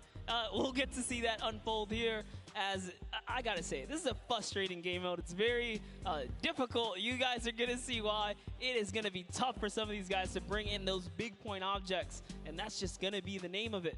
Who can score the most here? Who can score, and how well are you playing defense? How well do you coordinate? Who is watching the right angles? And it's, again, it's going to be interesting to see. Do they switch up their strategy from game 1 to game 2? Because there's so many different things you can do. But we are about to have the world premiere of Junkyard Juke. We're getting into set number 2. The Funky Fighters have 1 silver llama. Who will get the second? We now are into set 2. Match 1. Right away, you can see Chaka, Otaga, RTA, and Raven's Revenge with a little bit further, Ninja, Taga, Taga, and Maze Cats take the shots off. But look back, the screens are there, you can't see, but you can shoot through them. So don't be afraid to take some shots at me. You know the trick shot. Yeah, some people are already shooting. They figured that part out. Looks like the shot hasn't quite yet. He's kind of looking splashing. There it is. Now he's firing through. He's noticed. And these are not quick jam off of his stick. Yeah, just fire right on through. So you want to stop it. You want to force something. You want to have something memorized and not in the lanes. And right away, you can see as soon as the climbs go down, people go. But the first points are starting to come through as Lachlan is able to get in. Hand of Blood's team, the Llama Record Co. also able to get a 10-pointer and then a 5-pointer, following it directly behind. Oh no, it was another 10-pointer. So we already see some of the props having successful runs. Look at him go. There it is. You saw a big old truck kind of sneak on by, and these objects are slipping right underneath. But who knows how long that'll last. Here's Scissors. You gotta park it. You gotta stay still. Ooh. Oh, can he blend in? And one other thing you can note there, the props will clip through other objects that are there. So if you see something that isn't sitting perfectly naturally like Scissors was, right there, clipped into it, boom, got him brilliantly done. Lachlan hits one of those bounce pads that are stuck in there. They will launch you up in the air, but great run coming out from X-Sandy and Tomoya, utilizing the air conditioners to find their way to the end. Bensor and Alex JJ desperately trying to get in. Alex JJ for another 10-point prop, and Hand of Blood gets picked up just before. That would have been a huge swing, but right now, Sunshine Soldiers in first place with 35 points. They are finding their rhythm here. Sunshine Soldiers taking the lead right now. This is a hard game mode to break free in because you got to think about it. These guards are not playing around. They are shooters, right, at heart. And at the end of the day, if something looks off, something looks odd, like this white vent right here, you're just going to get popped. So you got to be careful here. And there it is. Nice job of, you know, kind of hitting the brakes here. And, oh, he hits one of those trapdoors. Let's talk about that, Sundown. So you can actually see it. There is the little tiny springs. They launch you upward. There's a couple that can be chained into each other. But if you are one of those bigger objects and you get sent up, you are just quite literally sometimes flying garbage. Yeah. But, you know, it would be too easy if we didn't lay traps around, right? So, you know, got to kind of spice it up for the people that are turned into props, too. So you can also, actually, the people who can turn into props, there's one pathway where you can chain 2 of them together. So if you can get there, you almost land directly in front of it. So as long as you time it correctly, you can like use them slightly to your advantage, but most of the time they're a little bit more annoying. And boom, you can see that rusted truck going in. And now the Funky Fighters pulling out another lead, 60 points so far. And this is something important to note, guys. You have to get it into the incinerator, fully processed before the timer counts down, or else your point will not be processed. Which is a big thing on the min-maxing. What we mean by that is maximizing your efficiency. So if you were to get the most points possible, you run only 10 points the entire time, not only because they're worth more, but they take less time to sort because they're the first one that goes through. The two-point props are able to run, I don't want to say relatively easier, but much easier compared to a dumpster and a card, particularly because you have cover. With that being said, take about an extra 3 to 4 seconds to sort, so it makes it that much less efficient, plus being only 20% of the point value. That's right, so Clytax there has chosen a big object. Achin and Zond over here, smaller objects. They're kind of blending right into all of the dumpster trash, clearly harder to track down and kind of, I guess, how do I say this? Sort out, right? Yeah. Amongst all the clutter here. Exactly. You want things that don't stick out, or you want to find a path for an object that you can take all the time. So you notice how there's a section where there's like 4 or 5 rusted cars. Grab a rusted car and go park yourself with those, because yes, the guy knows, oh, there's a bunch of rusted cars there. Screen goes back up. Oh, there's still a bunch of rusted cars there. I'm good. Next thing you know, the prop walks his way up. You can also, as you're running, walk rotation. So if you hit your crouch button, whatever you had that bound to, whether you're playing on controller, iPad, PC, all of them end up completely stopping, so it will send you totally naturally, just like what you would see. And this is also those moments, right, when you're in the guard. Oh, someone spotted there, popped him. Tomoya, nice job seeing something out of the ordinary, but notice he gets an elimination on the object. You don't earn points for that, so it's just your job to stop everyone from getting any kind of points, so don't break away with the lead. When you're in the guard tower, you can't allow other people to score, and you're not scoring. Which can end up being very interesting if the team in the lead, which generally happens because you have 3 chances to score, is shooting last round. Right? Because then it's all about how good are your pressure. And one other thing you can see, starting to fire through the screens, very well done for them, picking up an elim there. But right now, Kadoku already wresting the lead away. All 3 of them sitting there at 60, but they're 5-point processes, and it goes through as 2 more dumpsters throw themselves into the fray. Yeah, and that's because the Funky Fighters cannot earn points here in the guard round. The Sunshine Soldiers using this opportunity once again to just break away even closer to taking lead. And the Chicken Champions can't earn anything either. I love that from Clytax. Right away, hides himself behind the box, and you see his hands. He's like, please, please make sure it's not there. And then boom, gets the point, gets a nice little selfie going in. And you can see all of them getting sorted there. Another way, I'm all about the min-maxing. Point your camera towards the end. You go just a little bit faster. Sundown pulling out the strats here. The question is, can our competitors figure it out fast enough with their limited amount of games here? But 20 seconds on the clock. Can he get this in time? Remember, you gotta grab the dumpster, drop the dumpster, and get it processed. That was perfect. That was so good by Stuart000 because he dodged the little springboard there. You saw him look at it and be like, oh, no, I'm good. And that was the last run. None of these props are going to be able to get sorted. Lachlan gets picked out at the end. You can see 3, 2, 1, but not going to be enough. You need to get all the way through and sorted on the point as the rest of the denial comes through, and we're going to rotate the guards up again. Yes, so we will have some new guards take their place. This is honestly Chicken Champions' opportunity to start scoring some points and hopefully close up the gap here. The Sunshine Soldiers are now at the bottom layer of the guard tower, and the Fish Fam are at the top. So it is time to kind of mix it up. My eyes are on the Funky Fighters right now. They are doing great. They're very close, and on top of that, they're the team with the Silver Llama.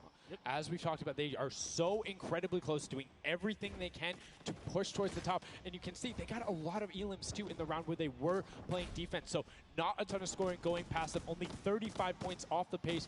But what I'm shocked about right now is there is nobody running 2-point props at all. 0. Tomoya is a genius. He was already spotted out for the statue. He kind of hit over to the side and said, you know what, I kind of got to wait here. I can't park this statue out in the open. He's going to be hunting for me. And that's exactly what he does. Kind of sits it over on the side there. And that's how he earns himself another point. So they're actually playing very, very smart here. And that's why they've been doing so good at these competitions. I think the guards need to be slightly more aggressive. There's is unlimited ammunition. You can't run out. Oh. If you think something is suspicious, or if you just want to take a shot at it, shoot your shot. Yeah. What's the worst case that happens? You miss. There's no accuracy stats going on there. If something looks suspicious, don't let it through. You're the guards, and you want to deny as much as possible. And again, every match is for $55,000 for the winning team. You want that, and that will lead into the llamas as well. You don't want to end up in that 4th to 8th spot. You want to push past your competitors as we see a whole mess of air conditioners going in, the water heaters in. It was fantastic for Raven's Revenge, and Llama Record Co. are also climbing their way up the leaderboard, 110 points so far. Great job for the Llama Record Company. Alex, JJ, Carnifex, Venos, and Hand of Blood. This team is doing great right here as they seemingly inch their way to the top somehow, overtaking the Cuddle crew, which, by the way, Lackland's team has been showing up here. It's good to see them, you know, catch a little bit of domination here in this junkyard juke. Well, like we said, the creative finals is all about celebrating the different types of creative skills. There's different ways to express that. We have the World Run where it's there. We saw Sky Station Showdown, which shows off building in team tactics. And right now, Prop Hunt is all about min-maxing efficiency, working together, and hitting your shots. Yeah, absolutely, because when you're in that guard tower, you don't have opportunity to miss. You let them score, they're going to break free and break away with the lead. Here's a look at Svenos here, who's that bullseye, just kind of blending right in. The archery target, there's a lot of them out there, but you need to be careful because they're slightly harder. And come on. Uh-oh. Really? He's floating up Really? there. You can see kind of like the look on his face. He's like, there's no way this works. And one other thing to talk about is orientation of your prop. So you notice he actually swapped his camera and pointed in the other direction. Oh. Unfortunately, was clipping into the trash bag there. But if you're running forward, your prop faces backwards. So you need to run and then turn, settle yourself. That's the best way. Or you orient yourself around the stuff that's near you. Because if you're facing in a totally random direction, that'll earn a bullet in most circumstances. I love how aggressive they were at the final moments. The clock was ticking. Go. Yeah, the clock was ticking. They're like, you know what, we got to get in here. But that was round 3 of 4 for this first game right here.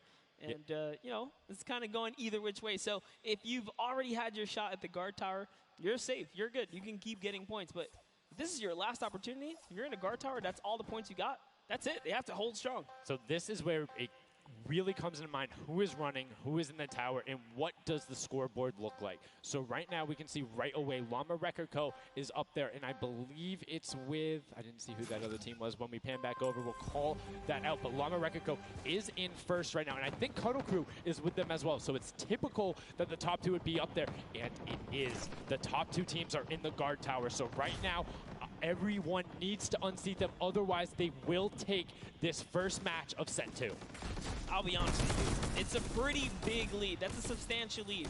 Whoever is left in the game, the Sunshine Soldiers, Funky Fighters, Chicken Champions, you got to bring these big items through and do it successfully with the limited time left in this round right here, because if not, it's going to be hard to catch up to that 150. We're starting to see a little bit more consistency right there. And look at Svenos just shooting. He's just shooting everything. He's not worried in terms of going through there. Does hit one elim, fires the shots off, going through, trying to look at just anything that he thinks doesn't look normal. Anything that maybe not have been there before. It's like one of my favorite things, watching him just shoot the boxes like, what's that? Was that there? Was that there? Was that there? Was that there? He's just taking his shots. That's exactly what you got to do here if you want to hold this lead here. And that's why they're dominating. You can see the no hesitation really coming out of them, and that's why they have the lead right now. And it's great. It's great that they're hitting his shots. It's great that Svenos is holding it down. But the Funky Fighters, we talked about it, eyes on them, already up to 120. One more 10-point prop.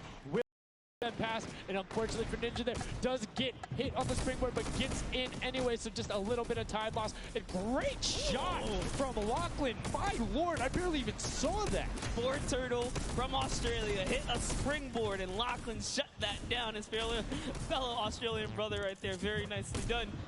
You don't want to hit those springboards, man.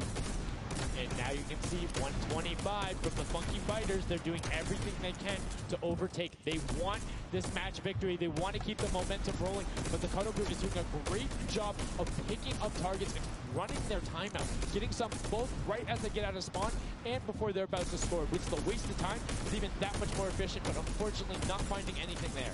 Yeah, Lachlan is really not timing his kind of rotations and reloads properly. Notice he's not also utilizing the shooting through the curtain factor there. He's kind of holding himself back. That's why you saw him with a couple elims right there. But got to put that pressure down, lock down these lanes so that they don't just get like free rotations through, right? And again, we talked about it a little bit. I'm very surprised nobody is just consistently running 2-point props. You can get them in close to every run if you pick the right path and you take the covered angles. It's very difficult to stop them, particularly with the smaller hitbox.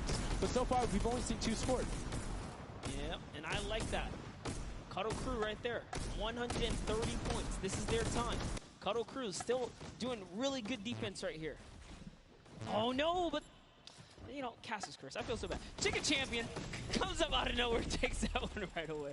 Able to get him there, and now the Funky Fighters 5 points out. Anything going in will be enough, and the time ticks over. They didn't get it in there. Oh, did they get it in there? They might have got the 5-point right at the end, but no, wasn't enough. Llama Record Co. on the defense says lock it up.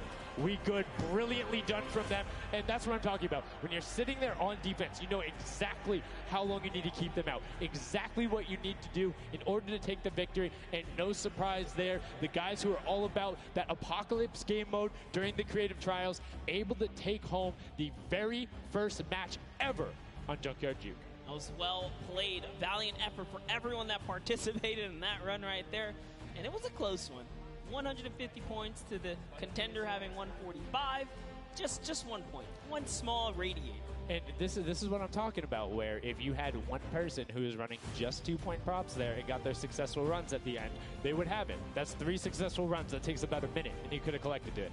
So go ahead. Nobody opted to do it. Maybe some of these guys need a little help here. Let's redo this. What would you suggest here, Sundown? I don't want to say suggest, but I had an opportunity to play a decent amount of it. I'm a big fan of kind of adjusting based off of the scoreline. So if you're seeing you're able to consistently keep running 2-point props, get the guaranteed points. If somebody's playing really good defense and you're not getting 10-point props in, you need to pivot away from that strategy, because getting any points at all is better than none, and particularly if you waste a run on a dumpster where the entire time you're going and then you're stopping, and then you're going and then you're stopping. Eventually, even if you get all the way to the end, sometimes it's not enough, right? And then you've wasted that 35, 45 seconds, 3 rotations to get just there, whereas you could have grabbed the burger, grabbed the bucket, and ran the entire time, weaved around, trying to like catch a good area, as we saw with the statue, able to hide around a corner. So would love to see in the next match a little bit more, I don't want to say like determination going into it, but be a little bit more deliberate. That's right, but let's go on and hear from some of the deliberate actions over with Zeke, down with our winners. What's up, guys? I'm hanging out with the Llama Record Company. They took away the prop hunt 5-point lead. You guys locked it up at the very end. And Blood, I'm going to start with you. And one person I want to call out specifically is this man right here, Svenos. Very tall, tallest man on the planet.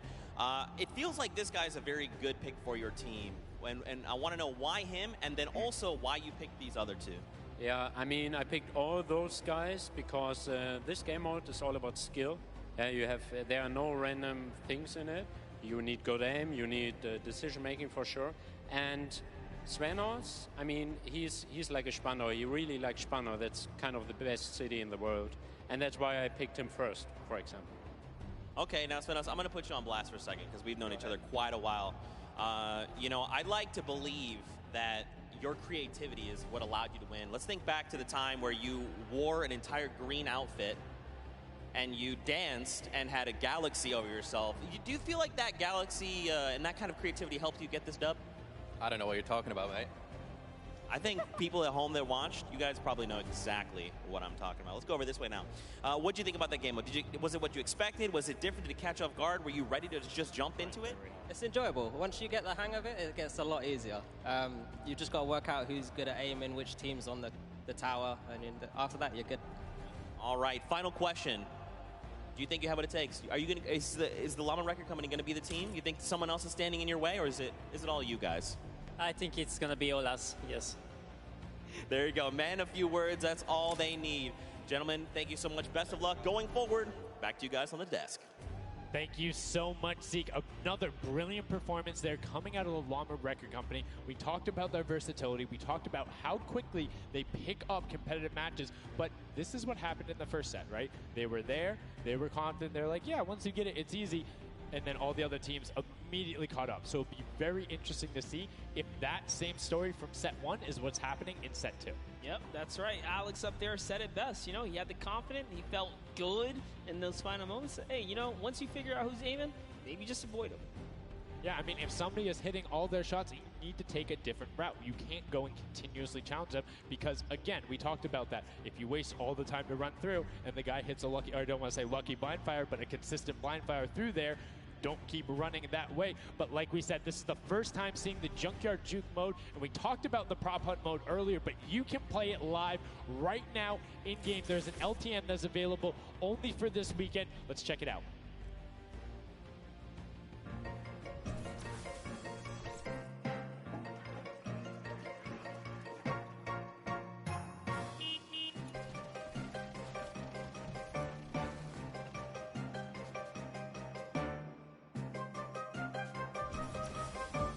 Like we said, you can check that out live in client. It's an LTM that is available only for this weekend. And Monster, have you had a chance to play Prop Hunt? Well, all week long now, I finally really got to experience the Prop Hunt. And before this, I kind of heard you guys talk about it. I was like, is that something I want to try out? But no, it honestly was very fun.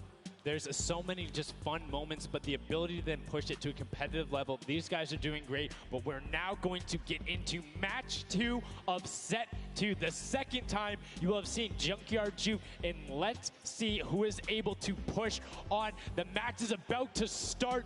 Here we go. The creative finals at the Fortnite World Cup, set 2, match 2 of Junkyard Juke. That's right. So, in the tower, we have Ninja's team, the Little, Whip, Warriors, Taco, Gaz, Taldoff. We're jumping straight into their POV. So notice Ninja firing right through those blinds. He saw something moving back there. He's trying to pinpoint. What was it? He does, of course, track him down with Sport Turtle. Ooh, just a little pixel. You know, you stand out, you're going to get popped here. He needs to make sure he's still watching his left-hand side, though, because there is a whole run on that corner right now where people would be able to come out, and now all of a sudden you see Alex JJ, Tyler, Ryan Fanta, MSYB all heading that direction. Nobody is checking that corner. He's checking it every now and then, but he's primarily aiming on the right, and right as I say that now, looks back on over as the rush comes through, but MSYB and Rubius are able to get in.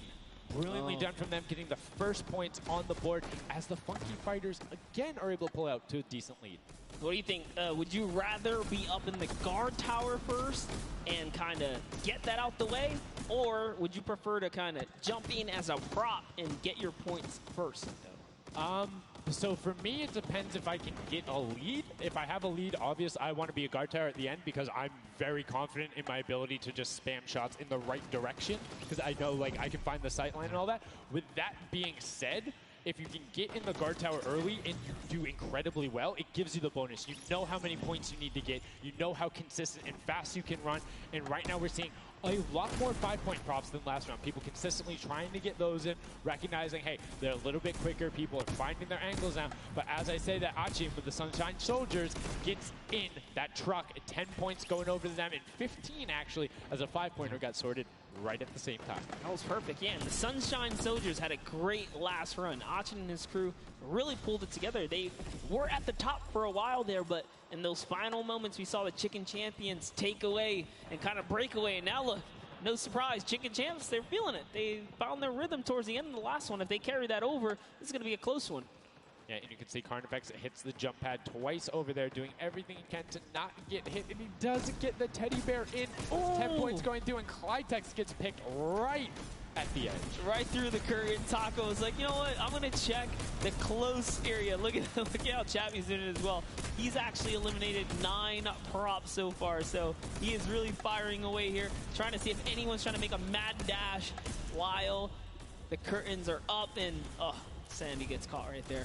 Good shot right away. 20 seconds left, so players need to start running if they're going. Good shots coming out from Trappy to get it there and get the reload off. Saw the truck over on the side, is able to pick that one up, and now is looking for the smaller props towards the side. Knew there was movement, just wants to fire it up. Only 10 seconds left. They should be able to get the defense, but there goes a bucket. Look at it. Oh, the cactus. those are hard to hit. There goes, able to pick it up just at the last second. Good attempt from Kutu, and you can see the points already coming across. Players so far sticking to their game plan. 5 and 10 point props all the way.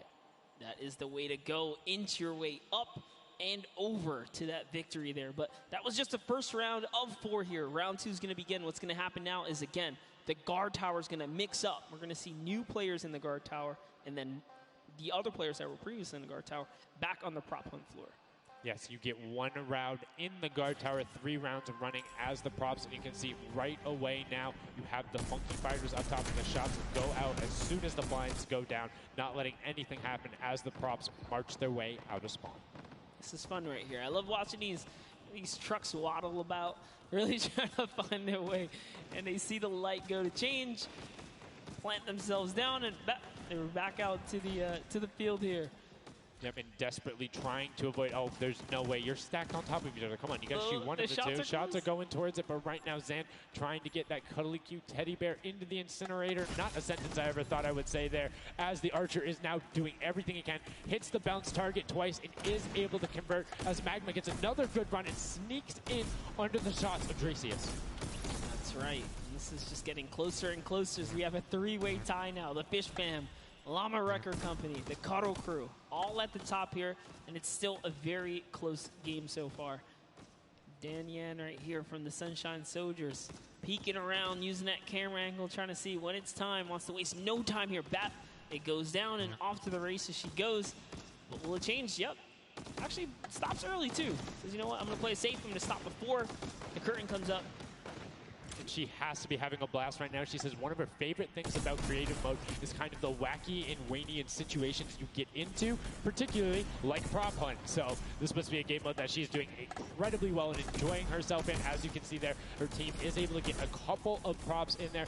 Gotaga and Clitex try to make the final little sprint. Hand of Blood gets another 10 points over, as does Taco with a 5-point statue there. Scissors is hanging around on the side there. Will go through. No, I did not mean to call you trash. You just are a dumpster now, quite literally. Quite literally, but oh, the rage. I read the lips, he said, I was so mad. He got taken out right there. And I like this. Let's see how he decides. He's going for those 10 points, though. Notice he went straight to the right for the big objects. That's the risk. That's what it is about. That's what happens. You need to be careful not only of the fact you're bigger, easier to see while you're moving, but you need to find a blank space in order to set down. Can't be clipping into anything else with 45 seconds remaining in round 2. And you can see Svetos a minute before the guard looked at him. He's like, I don't, nah, I'm out. Right there. And right now, relatively top heavy. 70-70, and as I said, Fish Fam does get their 80th point, but Lachlan hanging out on top of the Rebel, 28 seconds left, does find an angle that you know, no he actually really didn't watching. park either. He just jumped on top of it. You know, I haven't been to this section here where all the vehicles are. This is the section I'm talking about, where you can grab a burger in a bucket, go out, and not expose yourself except for during one period. And as long as you either full run the time through, or you opt to sit still during that time, then you're good. You will score literally every single run. It's just you have to be a 2-point prop, and you have to go to that exit. Oh, Dan Yan right there, unfortunately, couldn't push through in those final moments there. And that was round 2 of 4, as we are looking to get into round 3 next. So they can earn some more points. And every single set matters, right? Every game matters, because there's a lot of prize on the line. Yes, every single match is scored. The top 4 will receive a gradient of money going from $55,000 down to 20, and then you have the 4th through 10th all receiving 10.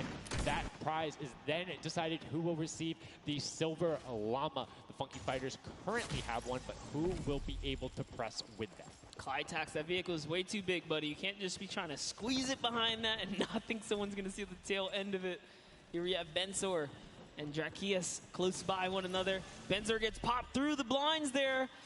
And wait, so he's going to take a couple shots. He said, does this truck belong here? He did miss, though. Lucky for him. The bad aim and that moment right there is going to allow him to sneak that big 10-point. No! He gets taken out. Right there, that's no points for him. 10 is huge in this mode, too. It's very difficult to get a vehicle all the way through. I mean, it's swingy, right? If you think about it, the last round was one with 150 points, right? So if you get a singular 10-point profit, that's not an insignificant percentage there. Like, that's going to be able to help your team, but you also need to set your feet there, as Kororo didn't hit the crouch button. It was like, I see you wiggling a little bit there. Yoink. And there's Ninja, Ryan, Fronta, Chappie, many others still in the running here. Just kind of peeking around. You see Tyler shooting straight through the curtain. It almost looks like he's beelining his shots down the aisle there, trying to see if he can get anyone trying to exit out. Zan sees one pop up in the air, and I think he might have clipped that person out. Nobody is watching that side. Oh, Fish Fam needs to communicate better right now. Nobody was covering that other side. We saw two teams able to get a decent run out. But right now, Llama Record Company still holding the lead, sitting at 100 points. But don't forget, Fish Fam are up on top right now. Are the guards, which means they're not scoring points. He's so fast. Ryan Bronza is so fast here with this prop. Even moving it, he doesn't care. He's going all the way for it. But he's got to watch for traps. See the fear? He's like, you know what? I'm not even going to risk it. I'm going to wait here and get the secure point. So one important thing to notice, too, is Ryan is taking paths consistently that take him to the corner of the guard tower, because the corner provides you with a little bit of natural cover, and it breaks that sight line up. If you're only staring out in one direction, it's super easy to be like, no, that car was not there. I know it wasn't. If you're flipping back and forth across that corner piece, it just breaks up your field of view a little bit more, and it's that much harder to try and figure out what's actually going to hit. That's right, and oh boy, is MSYB going to be able to sneak this huge chuck in? Oh, he actually hit something there. He's going to sneak it right underneath. Lucky for him, the shot did not come back in time. But just that big archery target was almost enough to kind of block him right there. Venos gets another large object in as well. That's another 10-pointer for the Llama Record. It was fully processed here, so now he's at 130. Can the Cuddle Crew hold the lead here, though? Can they secure it? All the Llama Record Company needs to not score right now, and they'll continue to kind of stay in the lead. And you can see Scissors is hitting a ton of shots. They're trying to get the retribution as the guard, and now we're heading in to our final round of match number 2. So we'll see who the guards are, see what the stakes are, and who will be able to take that #1 spot. Again, first place, $55,000, and that much closer to Silver Llama number 2. And again, we have the Cuddle Crew and Llama Record Co. up on defense. Let's check out that scoreboard. And Cuddle Crew, Llama Record Co., first and second. Who will be able to overtake them? And they are so close to 5 points separating. It's a battle for first and second now. Yes, Lackland and the rest of his team are trying their hardest. They have to stop people from scoring. The Chicken Champions get up.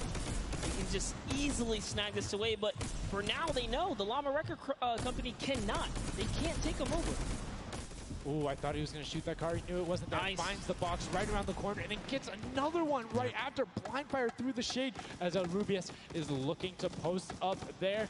Spanish YouTuber trying to find a way in, trying to lead his team, and they've overtaken the Llama Record Co. with plenty of time and are tied with the Cuddle team.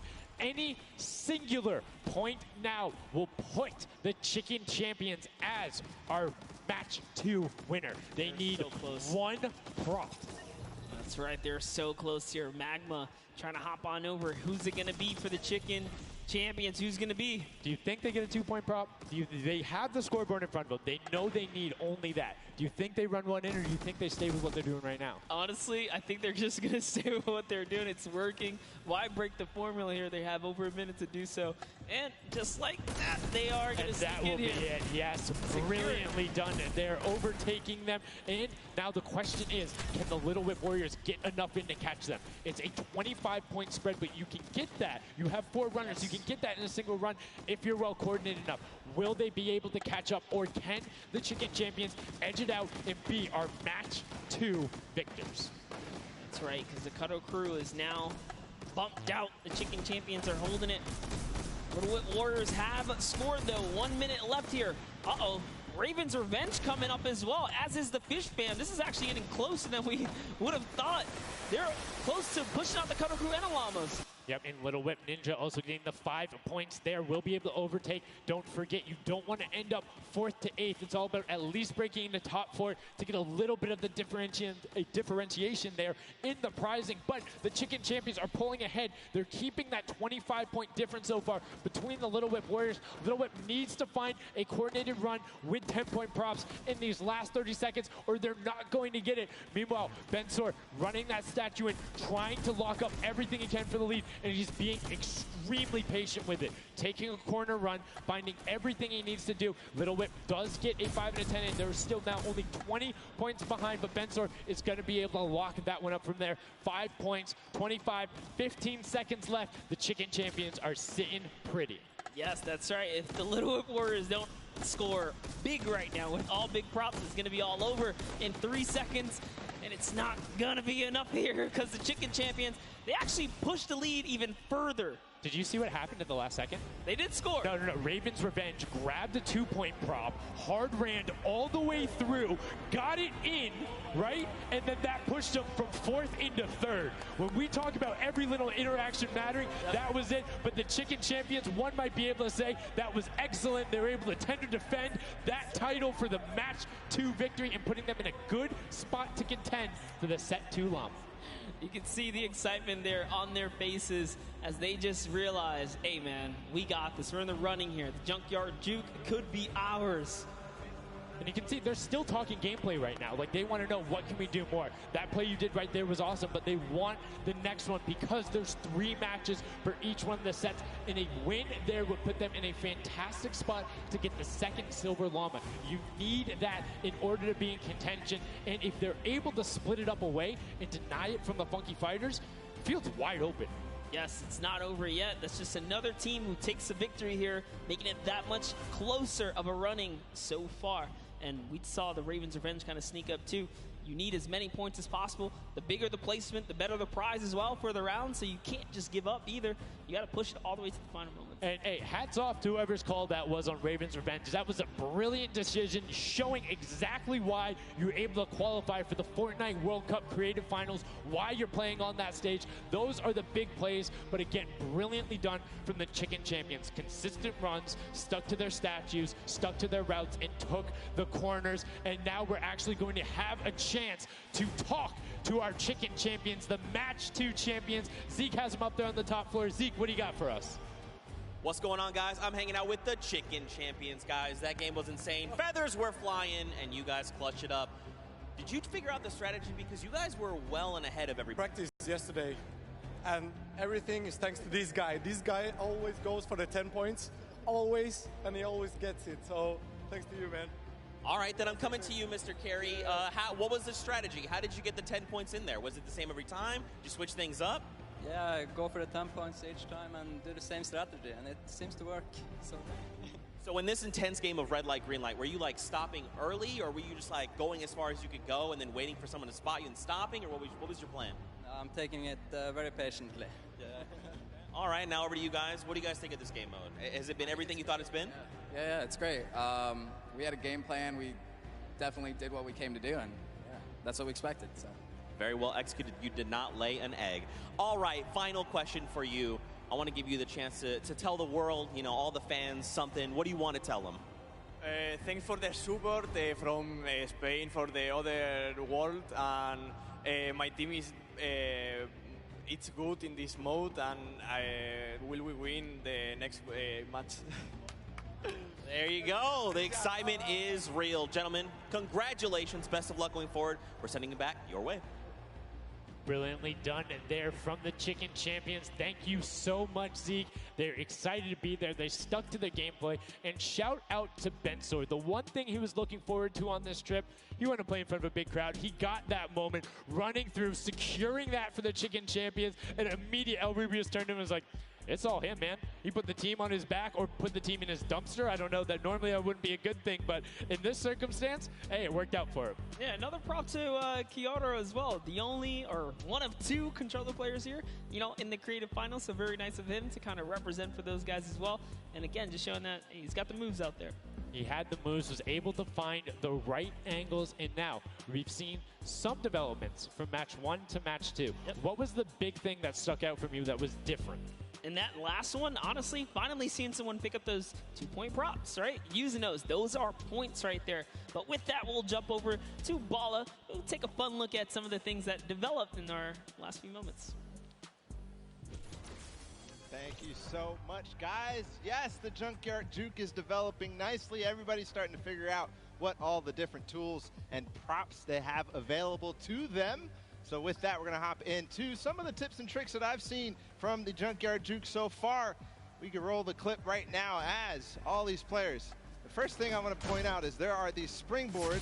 Unfortunately, Dan Yen gets picked out of the sky there. Not too happy about that. But moving on to Tomoya using the statue. This is one of the interesting scores I saw with the statue. Those higher point objects being useful. Scissors here with the springboard, the recovery, and just barely doesn't get into the incinerator at the last second. And then here we have Tomoya, we have, again, just an awesome run towards there, looking like a scene out of everybody, crossing the street at the same time. Here's Stracius hitting some amazing shots through the black. And then he just continues shooting, just hoping that he can get a shot. This is the other team, the Cuddle Crew, doing the same thing, but then also synchronizing, making sure they have coverage on all angles.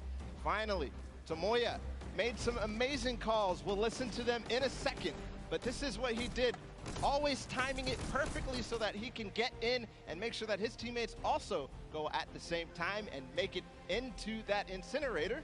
So we're gonna head and listen to what those communications were like from Tomoya and team. In this one, they made sure the countdown was perfect. 1, 2, 3, 4, 10. I got 10. I got 10. We are both. We are both. Go. 1, 2, 3, 4, 5. Stop. Oh, they kill me. If they don't kill me, I score 10. Don't 1, 2, 3, okay, I got 5. 4. I got 10. No, he killed me. Oh. We are strong team. Yeah, I scored 0 in the second round. That's the problem. I scored 0 in the first one, so. Like, we are all close points. There you go. The Funky Fighters, they won the first Silver Llama. We're going to see if they can win the next one. We've got one more match here on Junkyard Juke to go, and we'll see who will come out on top with the Silver Llama from this. Guys, back to you.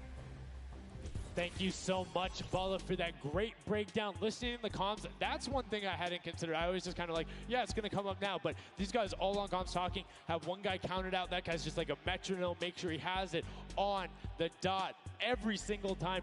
Brilliantly done from them, but will they be able to take back that top spot? We've seen them do it. If they can grab that Silver Llama, they'll be in such a good spot. But right now, they aren't seeing the same success they saw before. Yeah, you want to get the Silver Llama, but to get there, you got to make a new strategy. I think that right there, there was a lot of information in that bit right there. You kind of noticed the team synergy, and he said something very important in his interview there. Talked about being patient. You really have to be patient. You can't let the frustration get to you. You saw Scissors very expressive on the cam.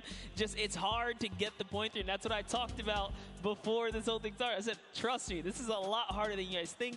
You might just, oh yeah, I'll turn it to something and run it through. Nah, man, you're gonna get shut down. But I mean, it's just like, if you think about it, it's the mental aspect that really comes with it. If you're able to frustrate somebody else, then they're that much more off their game. And these guys are all great at that, coming through from some of the Death Run qualifiers. It makes it that much harder. But thank you guys so much for joining us here. And again, don't forget, there is a fantastic, awesome event-specific merch starting here right now, today on the 26th. You can also get it on retailrow.com. Make sure you celebrate the event.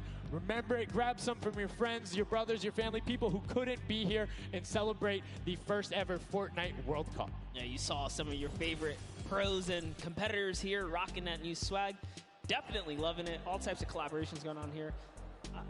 I love it when Fortnite releases new gear, This kind of allows me to always spice it up. I'm always a fan of anything Fortnite swag. That's pretty much like 98% of my wardrobe at this point. I mean, love the logos, love the bright colors, but enough from us.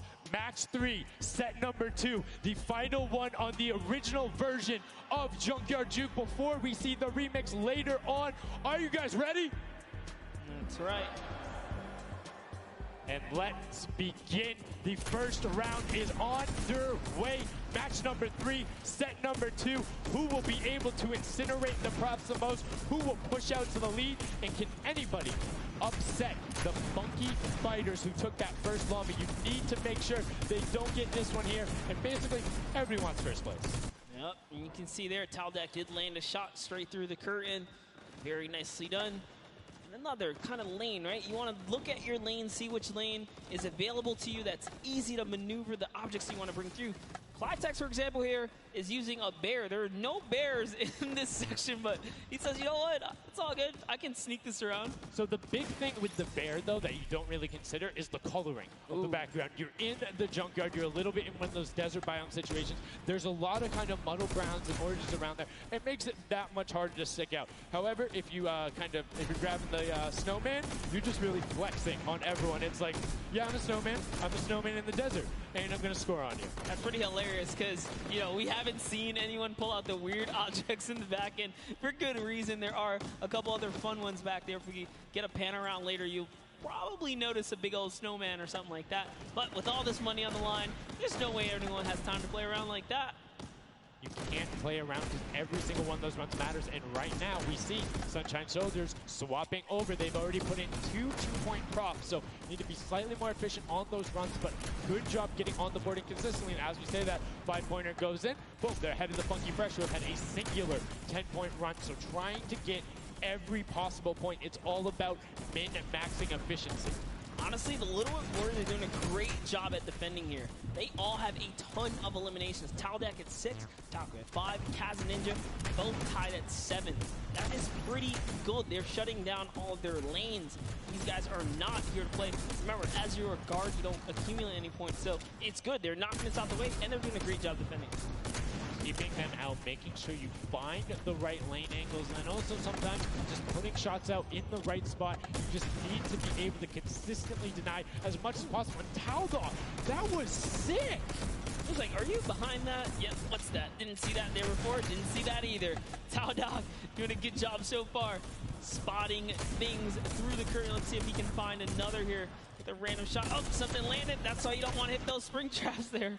They make it so difficult when you're a larger object coming back down because it's just so much motion on the screen. When everything else is still, if you see that thing falling through, like, it's an easy shot. And particularly for all of these players up there. I mean, Gotaga and Crew, everyone on Raven's Revenge, him, Magma, RTA, and Chappie, all have been able to hit their shots. And then, I mean, Little Whip Warriors is a team of hit your shots. That's right, and there it is.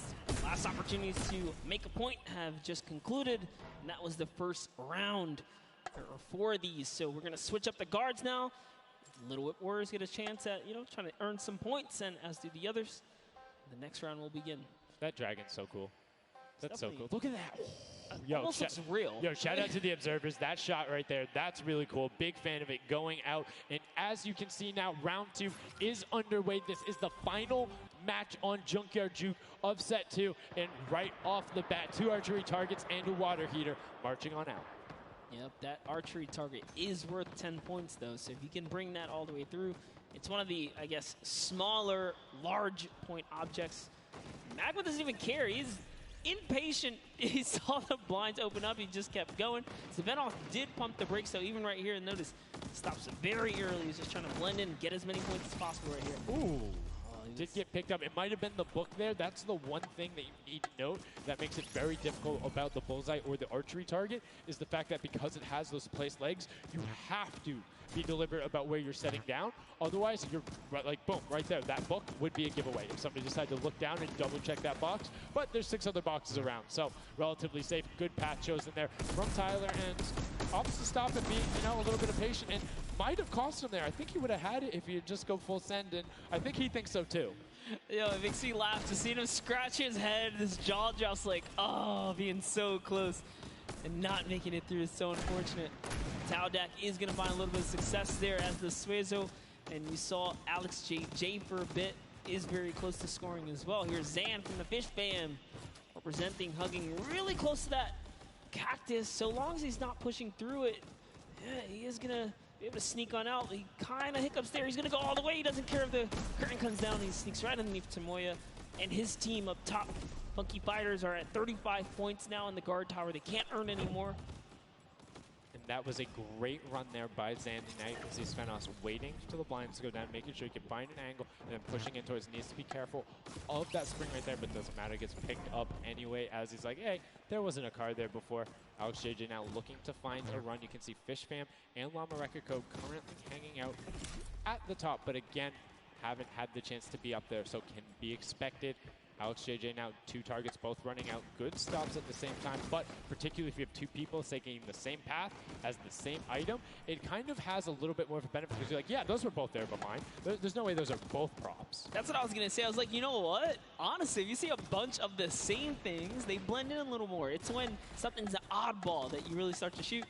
So maybe it is a good idea to time it, right? But there's split spawns, so you don't always consistently. There's different spawn points around the map that have the different exits as you go out, so you can coordinate with a teammate. Or what you can also do is sort of bait somebody else to do it, right? So you see somebody who's running an archery target, and you're like, okay, I'm just going to grab that too, and then you follow their path. And if they get picked up, oh, well, you look slightly more natural, particularly if you're that much more patient. And you can see Svenos is actually doing that right now with Carnifex, both of them going into the box. Svenos does hit the spring, is hanging out behind the car, and will get the score. That was a great run from him. Yeah, he actually recognized Horazy was not looking down in the right direction, so he took advantage of that. Funky Fighter let his guard down for just a second there. He did manage to sneak on through, so that was the big point there in the final seconds as this round is now coming to a close there. Next round is going to begin. We're going to switch up the guards. Take another look. And no dancing, just props and shots going out from the guards. Round 3 kicking off in the final match of set 2 at the Creative Finals. Who will be able to take that second silver llama? And right now, you see Bensor is going in for the 10-point prop. Right away, Kutu does get the Mimic, but then opts to go for a different route as players are starting to feel a little bit of the pressure here. You can tell they need to score points. It's the first time we're starting to see some gnomes out there and another teddy bear on the run. That's right, Kantaka representing here. He's putting himself straight behind every object that he can. I love that they're using the smaller objects. It's so much easier to score with those. When you bring those big ones out, it really is hard. He actually put himself inside the truck. You see that? He's following Kuta so close here. Just kind of use him as bait, really. As you get behind him, he's safe.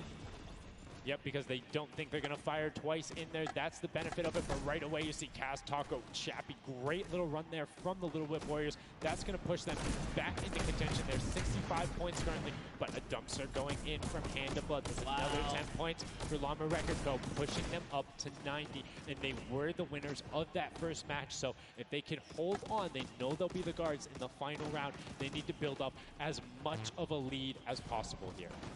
Carraro actually has 15 eliminations, so he had a super successful guard round, but the Chicken Champions need to get picked up here. They need these points, and there it is. He's doing a lot of work for his team, showing that, hey, I can push this up here too. Just gonna go ahead and take that 5-pointer, throw him right over the Fish Fam now, and they're in the top 3 running. That was a great run from him. Corner peeked the entire time, made sure nobody was looking for him.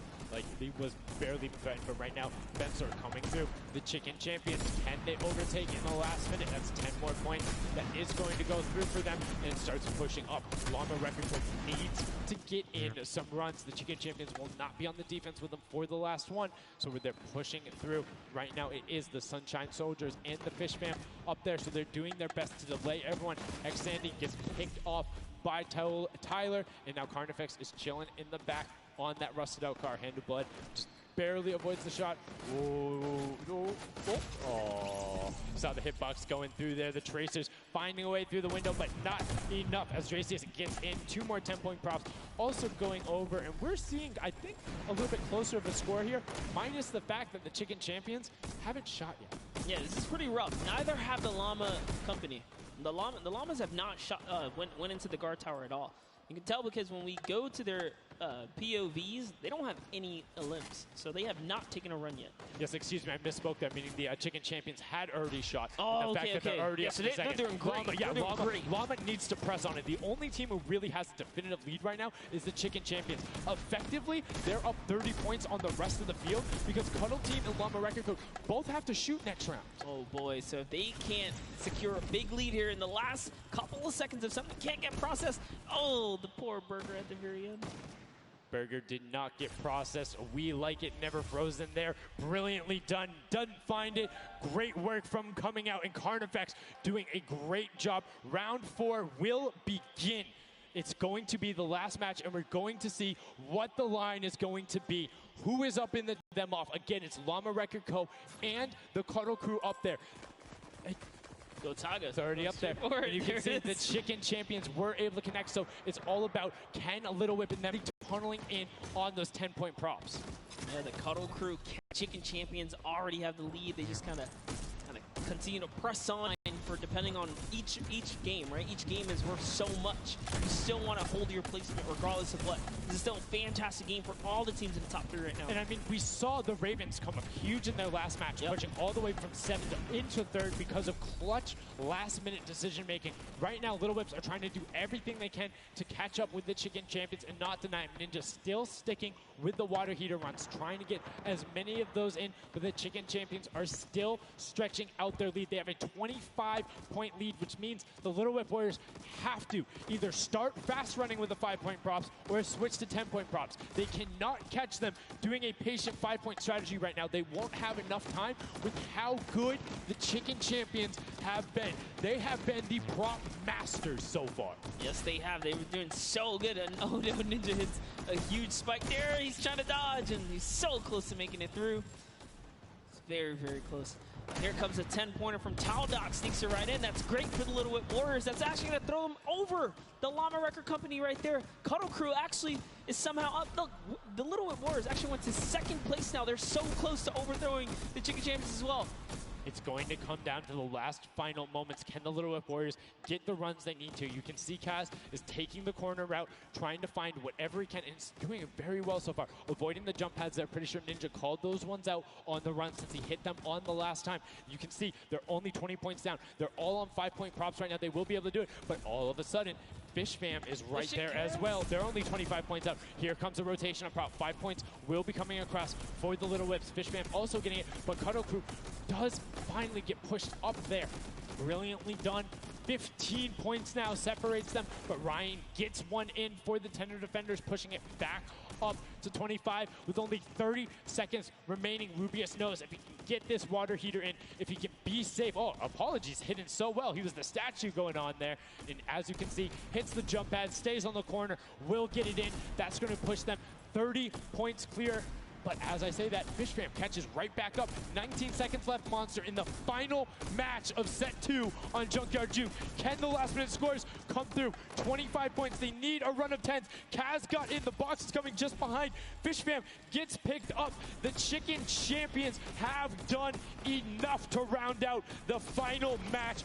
Brilliantly done in match 2, repeat in match 3. They are the Chicken Champions. Excellently done, and they defended their crown. That's right, and you have to give props to everyone else that managed to kind of hold a top 3 lead, especially right there in those final moments. Little Whip Warriors, the Fish Fans really coming up at the end there, you know, bumping up their prize earnings, because every round everyone's a winner, but you can earn just a little more. You can win a little bit more. Yeah, it was just brilliantly done there. And these are actually the creators who helped with this. Brilliantly done from them. Some fantastic gentlemen. Thank you guys all so much for your help in making this mode come to life. Some fine gentlemen up there. The creative builders were at that game jam out there, spent hours and hours, and it really blows my mind to see what they're able to do in this creative mode. Because, like, I'll go in, I'll play some stuff. Yeah, I think I'm pretty good. And they're like, oh, yeah, after 20 minutes, I have this full game mode. Here's how the scoring works. Here's the barriers. I'm like, and that's the magic of creative, right? These unlimited possibilities, really, when it comes down to coming up with these game modes. We've seen tons of fun ones, obviously developed not only for, you know, the creative kind of fun side of the community, but the comp side as well, right? There's plenty of great game modes out there. Yeah, shout out to all the guys out there playing Storm Wars. We know you guys enjoy it, but that was a fantastic way to close out set number 2. And a brilliant, honestly, I enjoyed Junkyard Juke. It was fun to see kind of the definitive playstyles come out. Patience ended up being key, but players started finding the diagonal runs, knowing that, like, hey, I'm going to stick with the statue because this is my comfort, or like, I know on this run I can be blocked by this tree and this dumpster, and I only show myself once. But again, brilliant from the Fish Fam and Little Whip Warriors to push up and pass those guys in the last moments, pushing them into the top 4 and earning just a little bit more of that prize money. That's right, because they want it all here at the Fortnite Creative Finals, and it's going down. So, you know, you love to see it. We've seen a series of you know, I guess different people succeeding, right? And all of these, the Chicken Champions really kind of came out. Well, that's what, again, I love about all of this and about creative. There's so many different skills that Fortnite isn't all about one individual thing. You see these guys and what they're doing is incredibly well. Able to execute the game plan, talk with their teammates, come up with something new, and the Chicken Champions elevated. They were clearly better than the rest at Junkyard Juke, but the question is, will that continue when we get into the Golden Games? Right now, we're going to get a chance to speak with the Chicken Champions, who's up top with Pooks. Pooks, what do you got for us?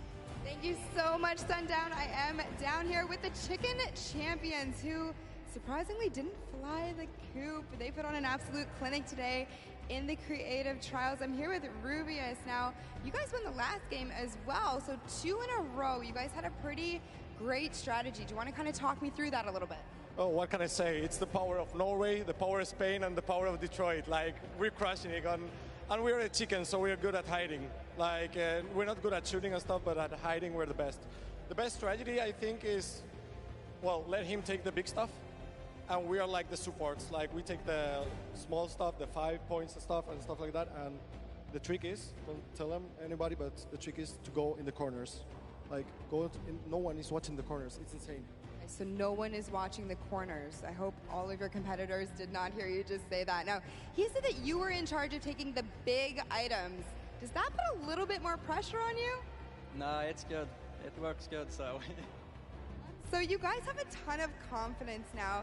You have won 2 games in a row. I'm so excited to see how you all perform in the rest of the day. Going into these next games, do you have anything you're going to change, or are you going to keep things the same? We're just going to keep things the same, stay consistent, keep well ahead, play slow. That's really it. So. And finally, just for you there on the end, I just want to talk a little bit about, you touched on the diversity of this group. Yeah. Now, I know you guys have really not played together much before. What has that been like, coming together, playing here with your teammates from all over the world? It's amazing. I share these moments with my team, and the next mode, it's amazing. And bueno, this parkour, I think my team is very good in parkour, and I win. We win. You guys are so confident. I love it. Hopefully that carries on into your next games. Congratulations again, guys. Thank you so much. Sundown, back to you. Can I send some love to Twitch chat? Oh, Let's go. Twitch chat. Twitch chat. There we go. No. It's everywhere, man. Thanks for the plug out there, El Rubius. Fantastically well done. Love to everyone all over, no matter where you're watching, whether it's Fortnite.com/watch, on Twitch, on YouTube, in client, you're loading up all that stuff. Thank you guys so much for all of this, it being here.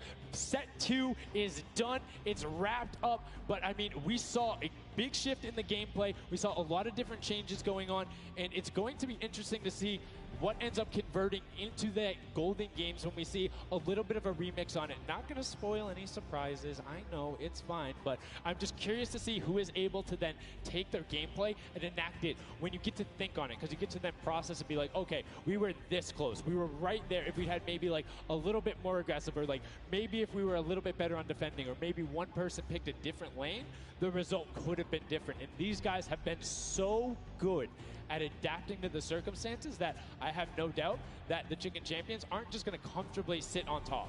Yeah, not only that, they gave away some strategies, so we'll see if Bala outside can, kind of break that down and see if he can give us a little more insight on everything. Thank you so much, guys. The action is heating up. It's also heating up outside. Trying to cool off a little bit here at the Fan Festival, but awesome games of Junkyard Juke, and Chicken Champion seems to be racing away with this one. We're going to take a look at some of the moments from that last game and how they won. So here, first off, just having a good time in the front, and also maybe flexing a little bit their trophy that they may have just secured in terms of a llama. We'll find out that later. But their strategy the entire time, they said it before in the last game, they're just trying to go for the high points. They're just trying to score these, at least getting not those 2 points that Monster was advocating for, but go for the statues, go for the boilers, all those things that net you tons of points, and that's how they came out to a lead. Here it is again, them just cheering on. We have the reactions from the Chicken Champions on their win as well. Nice trophy lifts. Maybe they'll be doing that later on here. The statue using that to get above the opponent's vision, their field of view. so that they can't see, they can't hit their shots, and the reactions of the win. Just bliss as they win their second game there on Junkyard Juke. Absolutely amazing stuff, guys. I can't wait to see who's going to earn that and who's going to continue on towards their path to the Creative World Cup champions.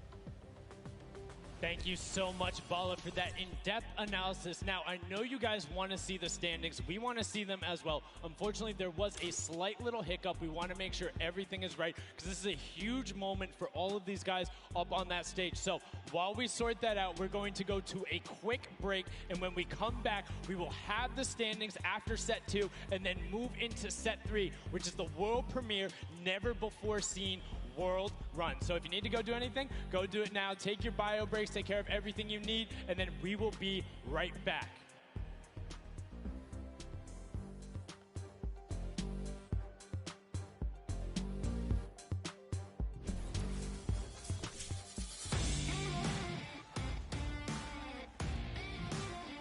Hey, my name's Magma, and today I'm in New York because I qualified for week 4 of the creative trials for Godiga's map. I'm really looking forward to showing my skill set off and meeting all the players and showing everyone what I can do here.